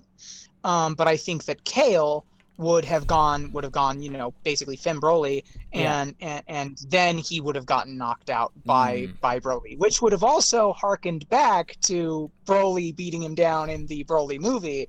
So it could have been a little bit of extra fan service for our resident female Broly. Probably, yeah. I'm back from my phone, by the way. I hope you hear me Yeah, we well. can hear you. We can Okay. hear you, Hal. All right, okay. Auto Johnny, what if Raditz turned good Morrow arc? Well, we haven't been really doing that because we've not been covering the manga, but we plan to start doing manga discussion videos in the next few weeks. We need to kind of catch up on that. We need to formulate some stuff. But, there'll be more things about that, so watch this space. Anime Guy 01, what if Goku never met Yamcha? Well, if Goku never met Yamcha... Ooh. Well, it's one less person to help them against Pilaf. Yeah, it's a tough one because Yamcha is kind of perceived by a lot of people as being a lot of dead weight, but at the same time, he was an important cog in the overall machine that was OG Dragon Ball, as far as getting certain things done here and there to help the group. Yeah. I think, I don't know, in the Pilaf saga, there may have been some other difficulty there just because they didn't have that extra pair of fighting hands to help them out. But I can't say for certain. I'd have to rewatch it and kind of go detail by detail in order to figure out just how that would impact the series as a whole. No, definitely. Grant Emil, what if Gohan killed Piccolo before he could blow up the moon? Well, I feel like Gohan wouldn't have been... Oh, okay, Gohan as an ape. I feel like if that would have happened, Gohan probably would have been running rampant a lot, and Kami would have been destroyed, and that would have basically Haverok. Yeah. Yeah, pretty much, because Goku wouldn't have been able to have been revived because the Dragon Balls would have disappeared. Because Kami would have been gone, Piccolo's gone, and Gohan's now left as an Ozaru until the morning, not knowing where he is. He probably would end up having to try and find his way home. The Saiyans would arrive, there'd be no one there to defend, and yeah, Earth's toast. So you'd have to, depending on how, because that's fairly early into his training, into Gohan's training. If Gohan inadvertently managed to kill Piccolo in his Ozaru form and started a rampage, okay, so you got Kami's gone, the Dragon Balls are gone, stuff like that. Well, his power could be detected. You'd wind up with Tien, Yamcha, Krillin, and Chaozu probably having to figure out a way to subdue him. Tien would probably remember that, in one of the previous martial arts tournaments, Roshi blew up the moon in order to stop Goku's transformation. So Tien would blow up the moon, but they wouldn't have anywhere to go from there. So they may have to travel to, this may be a point where Popo has to say like, hey, I've got this spaceship. You might want to travel to Namek, essentially. Yeah. It pretty much would be Popo would have to find the ship sooner. Heartless Fang. Yeah. What if Frieza became the boss of the Galactic Patrol? Oh no. That would not end well. He would basically just make it in a way that it would benefit his empire, and basically he would use diplomatic immunity, because I imagine anyone in the Galactic Patrol has diplomatic immunity. Yeah. Oh, he would exploit that to the fore. Red Dragon Force Absolutely. 2. What if Masako revealed one character from his next What If? Well, there isn't one. I haven't got a brand new one coming out anytime soon. We need to really progress with like ones that we've already got. So, yeah, we basically that's going to be on the fence for that one. But we got. If we want to make sure that this super chatter gets his money's worth, I could at least give a new character from my next What If. Okay, sure. So can I. That way at least it's fair. I said I wasn't going to spoil, but I want to keep it fair so that he doesn't feel like he's not getting his money's worth. I can do that if you don't want to spoil. I can throw them a bone about the next part. Okay, let's have Haverok throw the bone then, so I Of, don't have to spoil. What if Zamasu did nothing wrong? Well, we will see a very atypical barbarian that's not about strength. Basically. Oh, okay. Oh yes, from What If Zamas Did Nothing Wrong. Yeah. Ooh, okay. Red Dragon Force says not necessarily a new character, just one that you're putting in the spotlight. Oh, right. Well, I don't know. I really like, Bulma this weekend. Okay, Bulma Train Like Goku. That's coming this weekend. So that one's coming this weekend. So more Bulma. Basically rescue Bulma, all that kind of stuff. But yeah. Awesome. Kenshin491. What if the demon Pazuzu possessed Teen Gohan? So like The Exorcist? Yeah. But to be honest, I was just thinking of Futurama. Pazuzu! And all that kind of stuff. Only one wish left, Professor. Yeah, but yeah, I was just like, that would remind me of that, but... Oh my gosh. Oh dear. I'm not really sure, to be honest. It's a pretty in-depth one. I mean, just imagine the film The Exorcist, except instead of Linda Blair, you have Gohan possessed by the devil. And so you get that over the course of, I don't know, the time skip between the Raditz and the Saiyan saga, you know. Yeah. So something like that. Yeah. The other white pretty nerd. What if Vegeta's sacrifice in the Buu arc was permanent? Okay. I could have sworn we've done this in a lightning round or something like that, but if we haven't, if Vegeta's sacrifice turned out to be actually that's where the arc ended, you know what? That would be a really, really dramatic end. Or as you would say in Fighters, dramatic finish! I was about to do that joke, damn it. Sorry.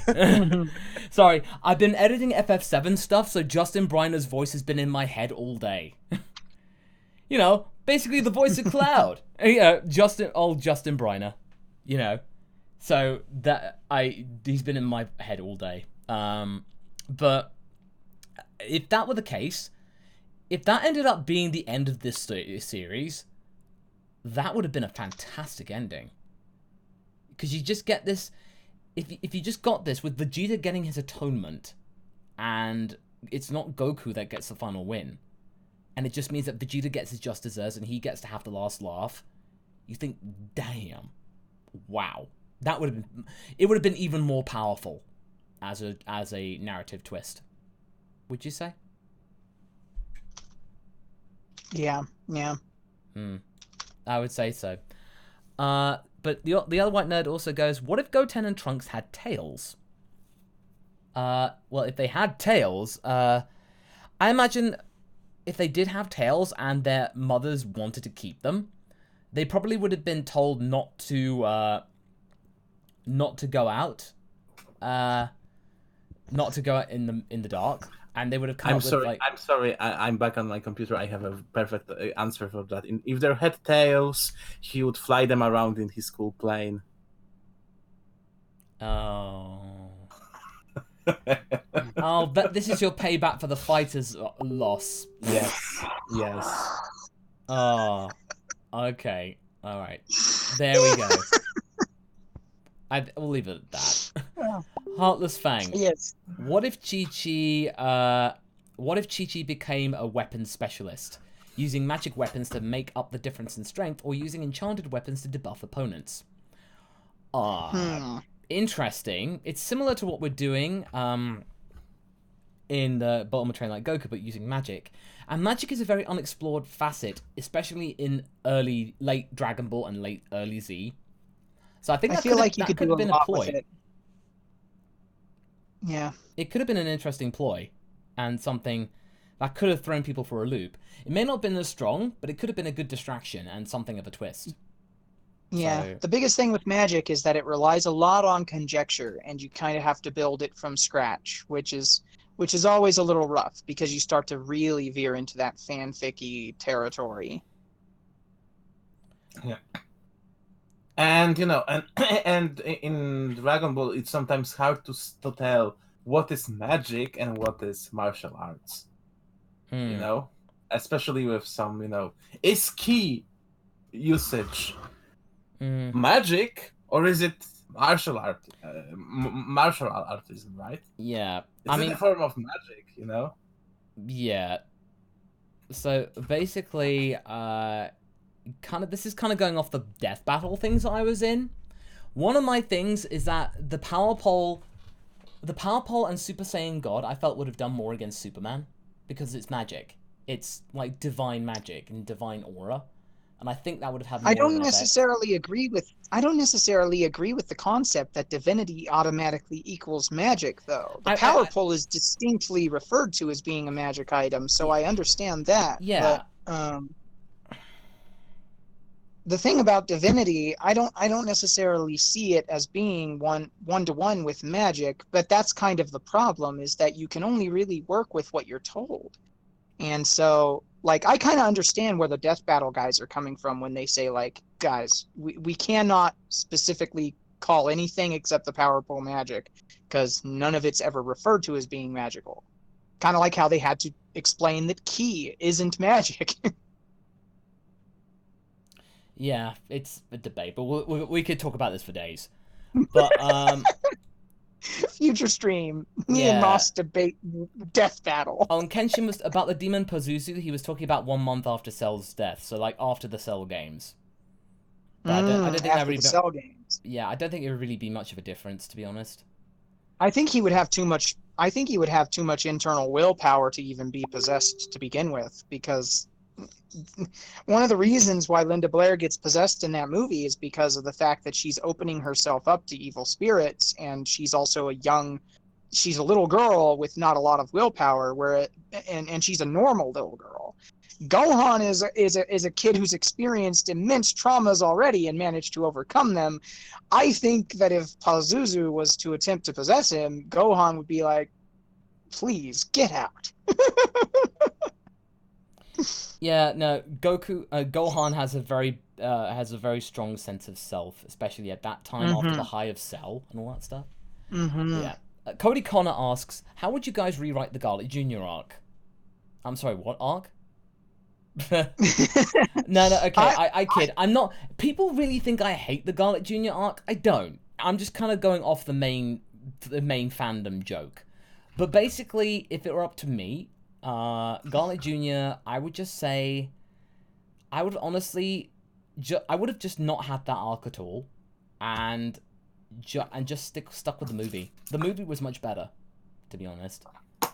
But if we had to have the arc, the Darkwater Mist was a good idea, but I felt like if Garlic Jr. had a more compelling reason why he escaped the Dead Zone, and also being a bit less repetitive, like using the Makio Star in a different way. Like maybe somehow he was able to use magic to absorb the Makio Star entirely. Or something like that. Or just something a bit more just change it up a bit from the Dead Zone movie. So I think that's what and prolong it a little bit, give more, like make the Darkwater thing more perilous, give some more consequences. Make it a like full-sized arc concentrated on Gohan and Krillin, trying to deal with this stuff, instead of those like few episodes with basically a rehash of the movie. Yeah, no, I'd say so. Just to kind of just change it up a bit. Noob Source. What if Yajirobe went and defeated Hercule in the World Tournament? Would he and Buu be friends instead? Would Buu hang out at Korin's tower? Oh, well, Yajirobe is strong enough to beat Hercule in Mr. Satan in a way.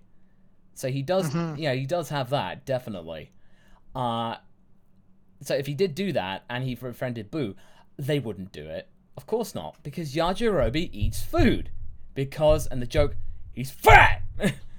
That kind of stuff. Is it because you're fat? Yeah. Pretty much, no. They wouldn't be friends because they want food. And that is just, Yeah. Oh, White Oak says Markio Star versus the Big Getister. The Big Getty Star. No, the from the Spaghetti big Star. the big green dub. They go the Big Getister. The Big Getister. Really? Wow, I've never Yeah. seen the Big Green We found dub, some so I weird didn't know clips, that. and Dende sounds hilarious. Well, Well, we need to send basically, it to they the make real him aspect. sound my family, my home. They make him Oh, sound like an no. old man. Oh no, indeed. But yeah, no, we're getting Oh no, we're sidetracked getting here. a bunch of super chats. Yeah, okay, let's keep that. We'll power through these. Frostbite says for fun, DBZ's super events happen in the past of Sonic. Sonic's timeline takes place 10,000 years in the future. The theories evolved to the changes. Well, it would explain why Sonic would be able to achieve a form similar to Super Saiyan, and why there's 7 Chaos Emeralds. You could just say that somewhere down the line, the Guardian of Earth changed, and instead of Dragon Balls, they crafted the Chaos Emeralds, and that the hedgehogs and everyone else are able to unlock that very, very tiny portion of their genes that allows for the Super Saiyan transformation by utilizing the Chaos Emerald's power. Does that make Shadow a new cell? Dragon Balls? Kind of. You mean the Chaos Emeralds? Sorry, I had to. But that's fair. Red Dragon Force. What if Videl met Great Grandpa Gohan in the Buu Saga? Okay, so when they're in the afterlife, you know what? That would have actually been really, really cool. If Yeah. Grandpa Gohan met Videl and say, "Ah, I see that you are the crush of my grandson," and then basically, you know, he would explain the whole thing, and I think Videl would probably understand Gohan even more, and really their connection would be even greater, as it were. I think that could have been a really touching scene. Yeah. It would have been interesting to see him kind of playing a role kind of like a guide in the afterlife. Yeah, I think short and sweet, I'd say. Short and sweet. Mm-hmm. Manifesto. What if we trained the rest of the Z fighters, not just Goku and Vegeta? That way everyone would catch up to Goku and Vegeta. Interesting, at least? Interesting, certainly, but Whis is just not interested. They're too weak. I think he'd have to really be put in a situation where he could see the potential of them. He'd have Because to be that's the able thing to. about- Yeah, he'd be able to have to. No. This could be like one of his, angel powers. One of his angel powers could be, oh, I can see the future potential in any kind of living mortal. And it's. I would love for anything. Yeah. Yamcha goes, what do you see, Whis? I'm sorry, I have a really bad headache. Do excuse me, Yamcha. You I'm have sorry. a very good baseball career. I was just about to say the exact opposite, and you come in and you slap Yamcha in the face like, you come into my house. Oh my gosh. Anyway, we need to keep powering through. Yeah. Nick Wolf, what if Oob gained memories of every Buu and Daikaio? I feel like, honestly, that probably did happen when he became Marjoob. I feel like once they fused, he gathered all the memories. And to be honest, if we actually got to explore that would be awesome. To really get to delve deep into that. But unfortunately, What if Give Marjoob him was an cool? actual character. Yeah. What if Marjoob was cool? Yeah, what if Marjoob was cool? Yes. Maybe we might make that a discussion or something like that. Yeah. Seaton 2000. Hey, Moscow. Happy Halloween. What if Lucifer became one of Barber's fighters? Well, as we talked about, Lucifer probably wouldn't be the kind of person who would become a fighter. He has a chain of hotels for the nocturnally inclined. Pretty much. Well, and given that Baba's fighters are dead, there's also once again the whole aspect of like, did he keep his body? Was he even a big enough villain that could have kept his body? And even then, Lucifer. And I know that a lot of people like Lucifer just because, it's a vampire character in the Dragon Ball Z universe. It's like, well, his powers really aren't all that much to write home about either, though. So. Yeah. Anyway. Okay. Right. I would say John Riggins. Hey all, what if Krillin wasn't the one who got the remote from Bulma to blow up the androids? Okay. If they gave it to Trunks, or someone else like that, they would have used it. Boom. Boom. Kaboom, John. So sorry about that. Basically, there would be definitely an earth-shattering kaboom. Basically, you know. An earth-shattering kaboom. Yeah, so basically like that. Short and sweet, really. Mardal Sao, or Mardal So. Credits to Senjay 4Master for 4000 for this one. What if Goku was not a Saiyan?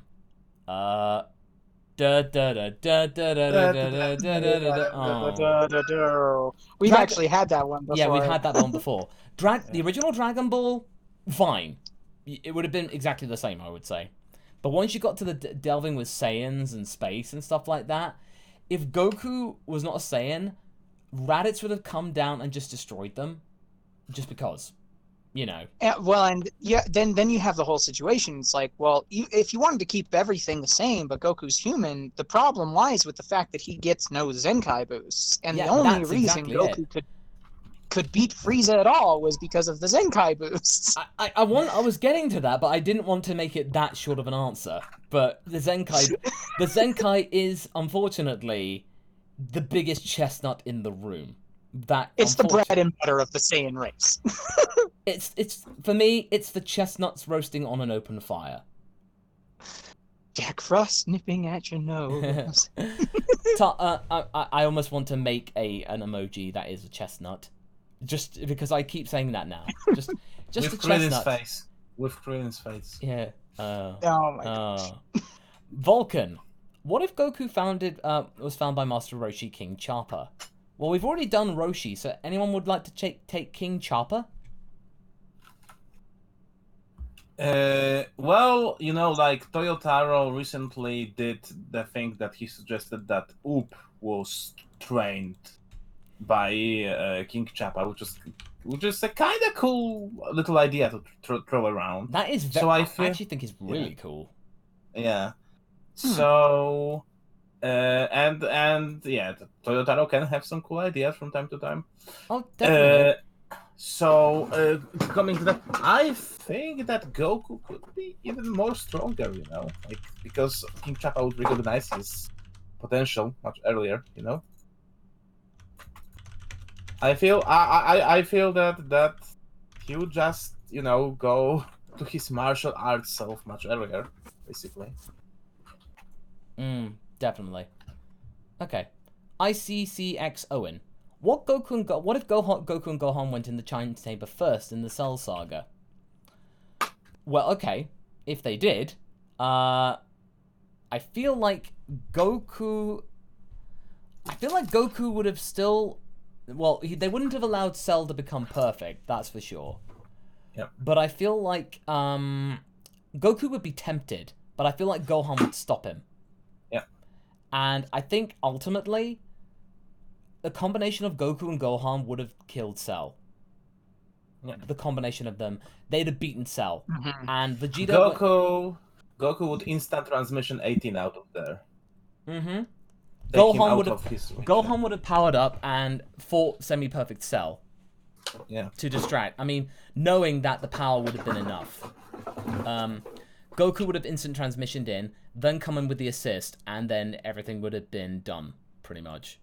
And then Vegeta would have been furious, because like, dang it, I didn't get a turn! It would be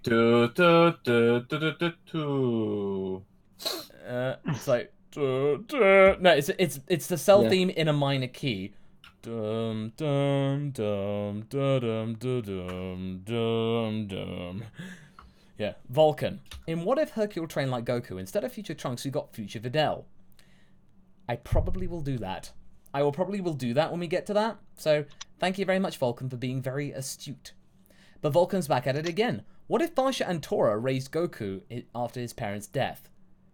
Oh, you mean Seripa? And Tora. What was Tora again? I need to have a look that up again. Yeah, sorry for that. We are totally. Oh, Toma. Yeah. Toma. That's it. Also known as Tora. Yeah. Oh, yeah. Okay, yeah. So basically, if they raise Goku, they would raise him well. They would definitely raise him well. Definitely. They would raise him in Bardock Jr. Basically. Of course, they would just raise him like as a facsimile of Bardock, pretty much. Yeah. Yeah, pretty much like that. Straight up, cut and dry. Model so. What if, much like your Krillin became a Saiyan vid, someone on Earth wished for the entirety of humanity to become Saiyans, but without realizing it? Oh, that would have been... we haven't heard that one before. Say it again. Nudge, nudge. What if, much like your Krillin becomes Saiyan video, someone on Earth wished for the entirety of humanity to become Saiyans, but without realizing it? Yeah, we've done that one before. I should start doing Frieza on those, really. Honestly, I did think about this with the Krillin became Saiyan, but I think Shenron had just about enough power to do it for one person. Yeah. But for an entire planet, no. It would have been like, that is beyond my power, pretty much. It's like, it's too much for like billions of people. Although if it was possible for the sake of the argument, it would have been interesting to have furry Saiyans. Like, you know, dog Saiyans and stuff like that. Dogs transforming into monkeys. It would have been hilarious, but unfortunately it's not possible. Taco Monster. What if humans, instead of getting a transformation, got a form similar to Mystic form of Gohan? So, ultimate. But in theory, anyone can have the ultimate power if they have the patience to sit down in a circle for 25 hours. With an old man circling around going you without breaking or without cracking. That is the ultimate try not to laugh challenge. Yo, if you can sit there while an old man hilariously dances around you for 25 hours, you get a mystic power. I wonder if Shin can give you ultimate power. I'm pretty sure he could if he knew how. Or it would have been funny. It's like, Shin, why couldn't you have done it? Oh, well, you never asked. Oh my gosh. Oh, something like that. I would almost want to say it's disrespectful for Shin to be like that, but we all know that Shin is horrible at his job. So. And I feel like he could be sassy with the Dragon team. Definitely, I'd say so. Okay. Did we answer a super chat from Taco Monster? That one we just did. Okay, we just did it, Taco Monster. We just did it. But basically, what we were talking about, it was just literally talking about that it is entirely possible. It is entirely possible for humans to do it if they had access to an Elder Kai or a Supreme Kai in general. Crimson Echidna. What if Goku was trained in the Crane School? Oh. Little assassin buddy for Ten Shinhan. Chaozu who? Pretty much. It would be like that. Shen would have not been a very, very happy and very caring master. And ultimately... I think that... Now, was he raised by the Crane School, or did he just learn martial arts? Trained in the Crane School. Trained. Because if he was only trained, I don't know if Goku would stick around. Because one of the things about the Crane School is I think that Goku would realize pretty early on that, well, first off, he's already encountered Tao Pai Pai, which means that he's already got a kind of like negative idea of what the Crane School is.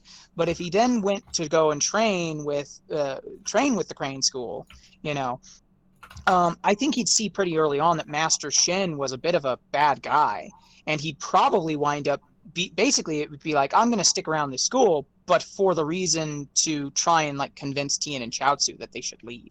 Oh, basically he would basically just become Giorno Giovanna. My name is Son Goku. I've never seen. And I JoJo, have a dream. He would become the ultimate gangster and stuff like that. But basically, bring down the Crane School from within, pretty much. I would say. Gotcha. ICCXLN. What if Goku and Gohan went in the timetable first? We have just covered that, I'm afraid. But basically, Gohan would have gone in to fight Semi-Perfect Cell. Goku would have instant transmission 18 out of there. Goku would have then come back, and they would have killed Cell. Boom. Done. Yeah. So that's the recap for you. Kenshin491. Expansion on previous question. Cell only first form. If Cell ran on the same personality as he did in the first form, possible good horror saga? So basically, if Cell had the same personality as his first form, do you think that would have made it a bit more spooky? I don't know, because his personality didn't change all that much. His Because approach it was changes. always it's more like his approach is what changed, because he was always egomaniacal and he was always monstrous to some degree. It's just a matter of whether or not he's still actively drinking people. That's really the big difference. And he's much more cautious in his, like he comes, like Cell's way is coming through the various, levels of a predator, and starting as a basically carrion eater, half predator, ending as an apex predator. Yeah. And I mean, if the idea is like, oh well, if you want to keep a horror story type theme and have him still be drinking people, well, there's a bit of a problem with that, and that's in the key part of perfect Cell believes himself to be perfect.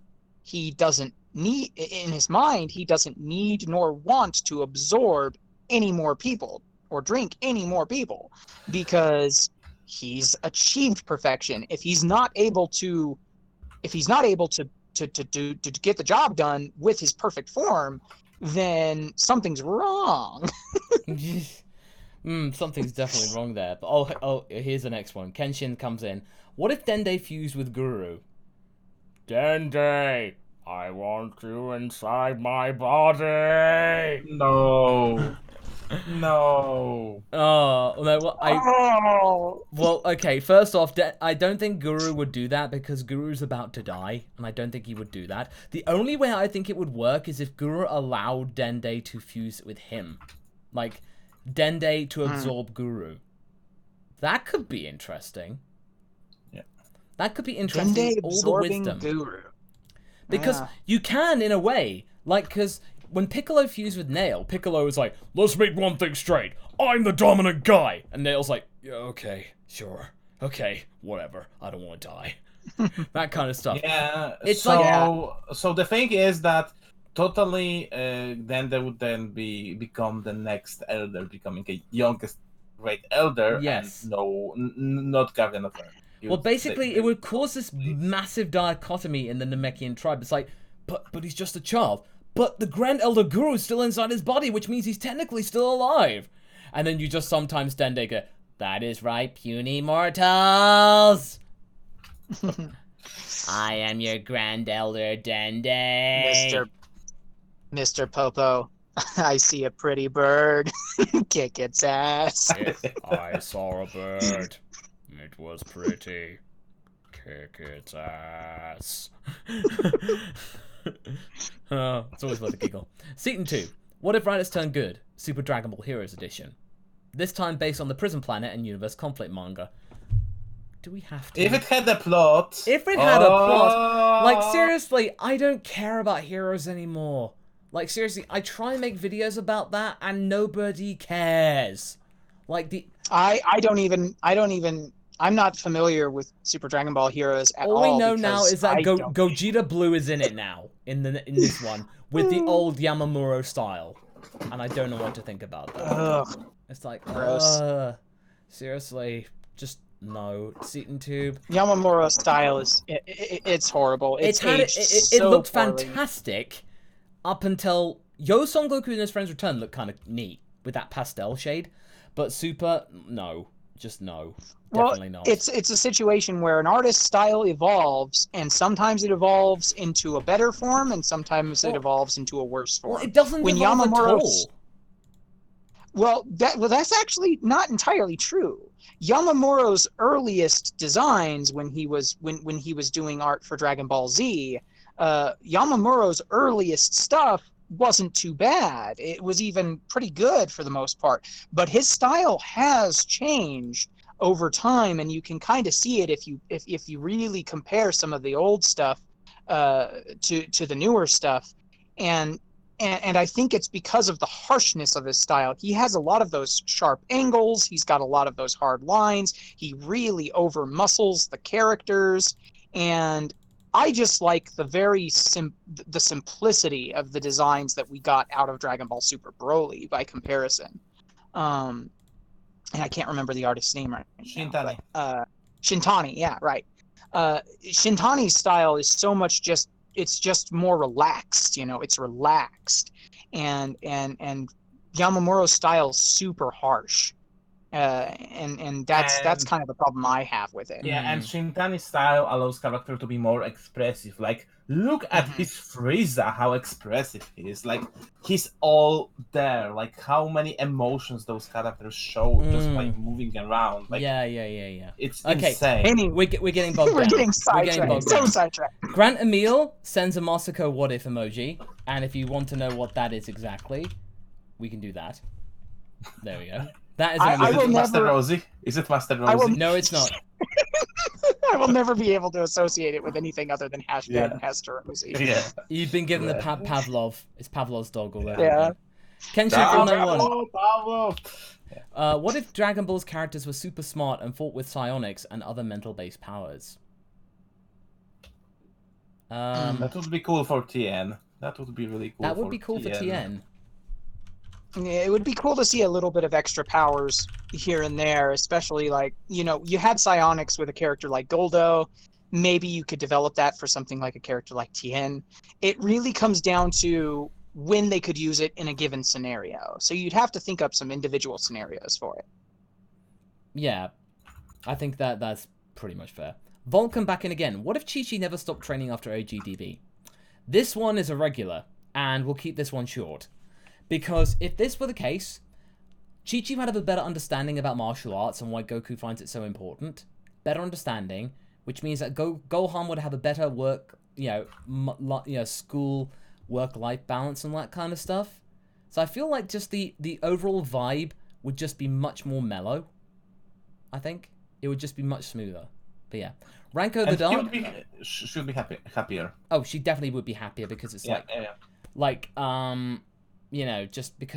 just not having to bang her head against a wall, not understanding things. She would get it, that kind of stuff. Yeah. Ranko the Dark just says, "Love your work, keep it up." Well, thank you very much, Ranko. Very much obliged. Seton Tube. Again, what if Planet Vampa was a vampire planet or Planet Vampire? It would be interesting if they're basically if the monsters lived off the life essence of other beasts on that thing, which I think they technically do. Yeah, technically it already kind of is a vampire. Yeah, it already is kind of. That's why it's probably called Vampa. Vampa, yeah. Yeah. I think it is. That is. So Seton Tube. Oh that my is the gosh! case. So we have Saiyan vampire. So Broly is a vampire, confirmed. Because he drinks bug juice. Broly's an antediluvian. He eats other vampires. Yeah, because he eats the bugs. Maybe it's time for Broly to go for a little walk. All that kind of stuff. It's alright, Dad, going out for a walk. It's like, Gerardo Munoz. What if Cell got reincarnated like Oob into Lek? We already discussed this. We've already discussed this. We've discussed this time and time again. Just to keep it short. Shoot, what have we said before on the past of it? He would be a rich schoolboy guy with high hair, That's right. Yeah. Arrogant, wealthy schoolboy type. Think Togami from Danganronpa. Yeah, pretty much. Byakuya Togami. Alright. Byakuya Togami. Yes, of course. I remember Danganronpa Bridge. That was fun times. Did you ever see it? No. I never saw it, and I kind of wish I had. There was a Danganronpa Bridge, and I was Chihiro in that. You were Chihiro? I loved it. That's perfection. It was so much fun. I have to watch it now. No, I basically, she was a slight weeper. Said, "Hi everyone, my name is what was the thing? My name is Alter Ego. Hajime stuff like that, or like kind of that. Oh, stuff like that. Oh, it was so much fun. It reminded me of the days of Hinata, of doing the Hinata in Naruto Bridge. I'm doing Hinata in Naruto Bridge? Oh Naruto, Ino, Anko, pretty much any female character that wasn't Sakura. Pretty much. Including Tsunade. But yeah, Kenshin491. What if Gero and Mew merged Cell and Baby to make a world of perfect beings instead of two 17s? Perfect baby. Perfect baby. No, basically. The perfect baby. Hey, no, basically, Hey. I'm not just baby. I'm perfect baby. I'm going to be your baby. No, basically, nowadays I just want baby to say, if we did want to say, guess what? I'm baby.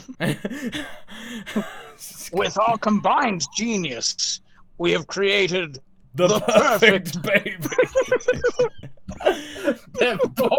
Never cries, never poops, does your taxes.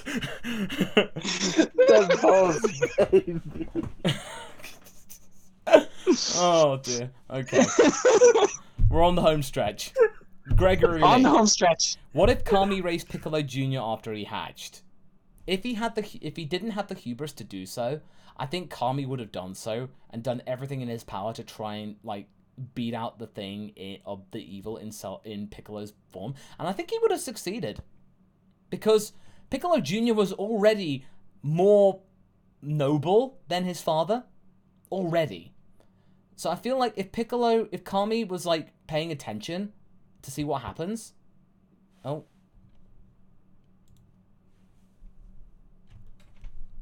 Hello. Something wrong? Are we having technical difficulties? No, it's okay. It's okay. But Okay. I'm sorry, I was muted because I was still laughing, so... Got me worried. Alright. So basically, we just say, I think Piccolo Jr., Kami raising Piccolo Jr., I definitely think that would have happened. Because, you know, it would have actually been possible. Yep. Because, you know, Kami would have sensed that Piccolo Jr.'s heart wasn't entirely evil.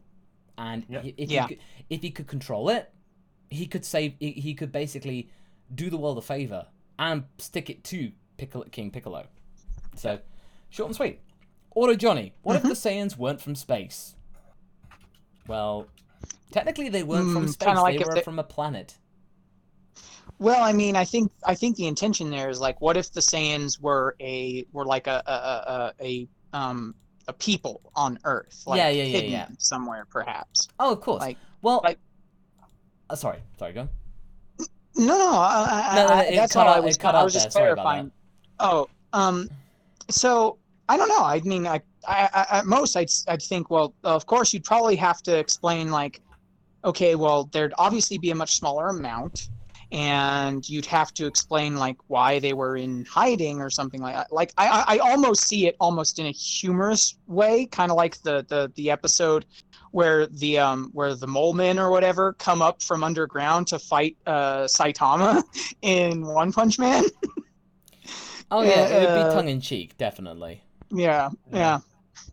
Okay. Ice King 688. You should go back and do the Super and Broly part of your very first What If. What if Goku went Super Saiyan early?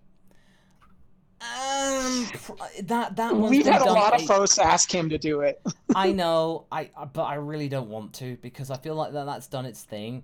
And there are some What Ifs that basically then there is a big variation, but that they then kind of they all kind of then meld back into the original, or they become so close to the original. Yeah. It would be no different. So what's the point? So basically, that's why when I know that the What If's going to like converge back with the original timeline enough, or like very little changes, that's when I've got to say, look, okay, it's time to stop. It's time to stop. But basically, it's like that. So at that time with that one, I had to call it a day. Gregory Lee, what if all the Z Fighters went to King Kai to train before the Saiyans arrived, and Gohan was trained by Kami? Well, I think that probably would have meant they would have gotten there later, because not everybody would have been able to run for as far and as long. People would have been slowing each other down.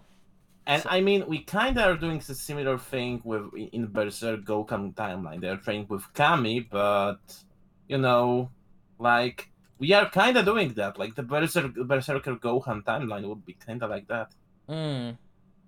Yeah. Okay. There is some kind of variation. Yeah. But yeah. Okay. Let's see. Cody Connor. What if magic was as powerful as ki? If we have... Okay, that's cool. If we have magic and ki, and they were both as strong as each other, that would create some kind of thing, like, because you'd have different types of fighters. that kind of stuff. You'd have martial arts, you'd have magic, and you'd have straight up ki. I mean, look at Moro. It can be even well, there you more go. powerful. Yeah, exactly. So it creates some intrigue and a little bit of mystery because you think, oh, how is that type of magic going to work with regular ki? Is it going to be weak? Is it going to be really strong? So there you go. It creates a certain... That would raise the stakes. If you included magic, and certain types of magic just were more effective despite the overall power being weaker. Just like you think, well, where's it going to go? You don't know. Kenshin 491. And this one's for Sophie. How powerful would Chie be as a Z fighter? Okay, so Chie, I assume that you're talking Chie from Persona. I think that Chie, because a lot of Chie's martial arts is self-taught. But we do see in Persona that she can kick a heck of a lot of butt. So I think that in the sense of like an OG, I think it would be much in the same way as like with the Ruby question with regard to Yang. I think that she would probably be able to stand her own in OG Dragon Ball, but then once Dragon Ball Z came along, she'd be out of her league. Probably even if you gave her like the ability to use her persona. So I think she could definitely, and I know she would get along with Goku because like one of Chie's big things is her love for food, specifically meat. So yeah. Yeah, you and I are gonna get along just fine. Yeah, okay. Ranko the Dark. What if Piccolo had a son of his own? Assuming after he fused with Kami he had the ability to do so. Would he have been a decent dad? Base is a cool name. It would be a cool name indeed. But I feel like Piccolo is still relatively young. And like in Super, he's in his like late 20s. So he's only a little older than Gohan. Yeah, so he's in his late 20s. So right now he's like, I'm just not ready to make that kind of commitment.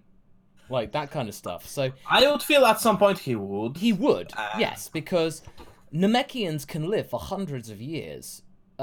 Guru can live for several hundred years. And a lot, basically when it comes, I think Piccolo would end up creating a son once he realizes that all of his friends are dying. They're dying of old age. He's going to be left alone with Dende, and he wants to have some company. So I feel like it would be to compensate for the lack of Gohan, to relive the days of Gohan, all that kind of stuff. It would be, it would be as like some kind of to reminisce and stuff like that. But yeah, I think he would have had the ability, and yes, he would have done eventually.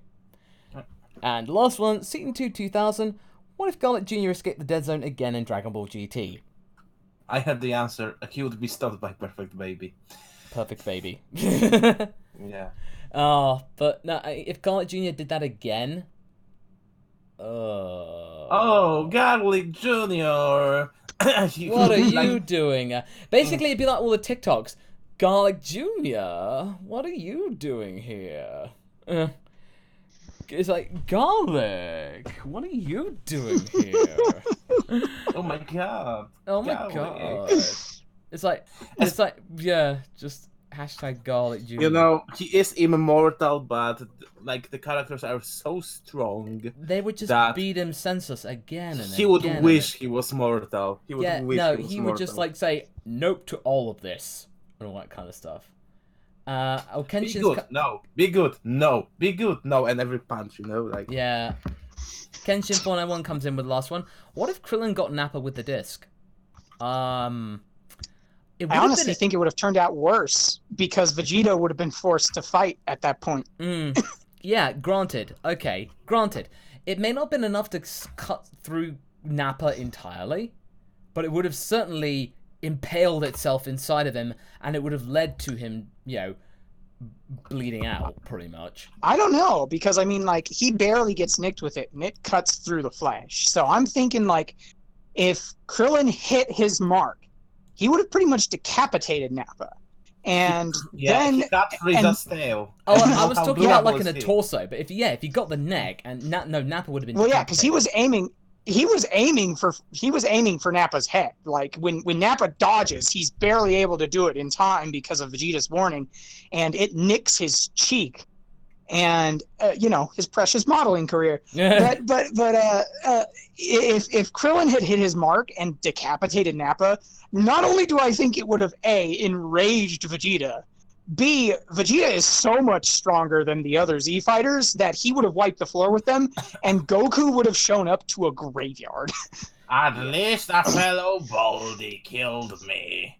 It's like, if there's anything to take away from this, Bald Brothers to the end. Blood Brothers. I should have stopped while I was ahead. And on that bombshell, it's time to end. Thank you so much, everybody, for all of the kind contributions and your great suggestions. If you're lucky, we do listen to all the stuff that is not a super chat, and we do listen to all the ones, we do take notes, and there is a chance of these things becoming a video, because it does happen. It has happened many times in the past. So even if we don't incorporate the full idea, we take elements. Yes. So, and even if we aren't able to talk about your what if, because we had to get through the super chats first, we try to keep this under 2 hours. And more frequently than not, we fail, even just reading the super chats. So we do apologize if we weren't able to get to your question, but that's just the nature of things when we've got such a long list of super chats. But we appreciate every single one of you because you guys are perfect. It's because perfect baby. You're perfect babies. But honestly, it's just down to the fact that you're basically thinking creatively. Yeah, but anyway, thank you so much, everybody. And all that remains to say is just good night, and we'll see you soon. Take care. Bye-bye. Nice.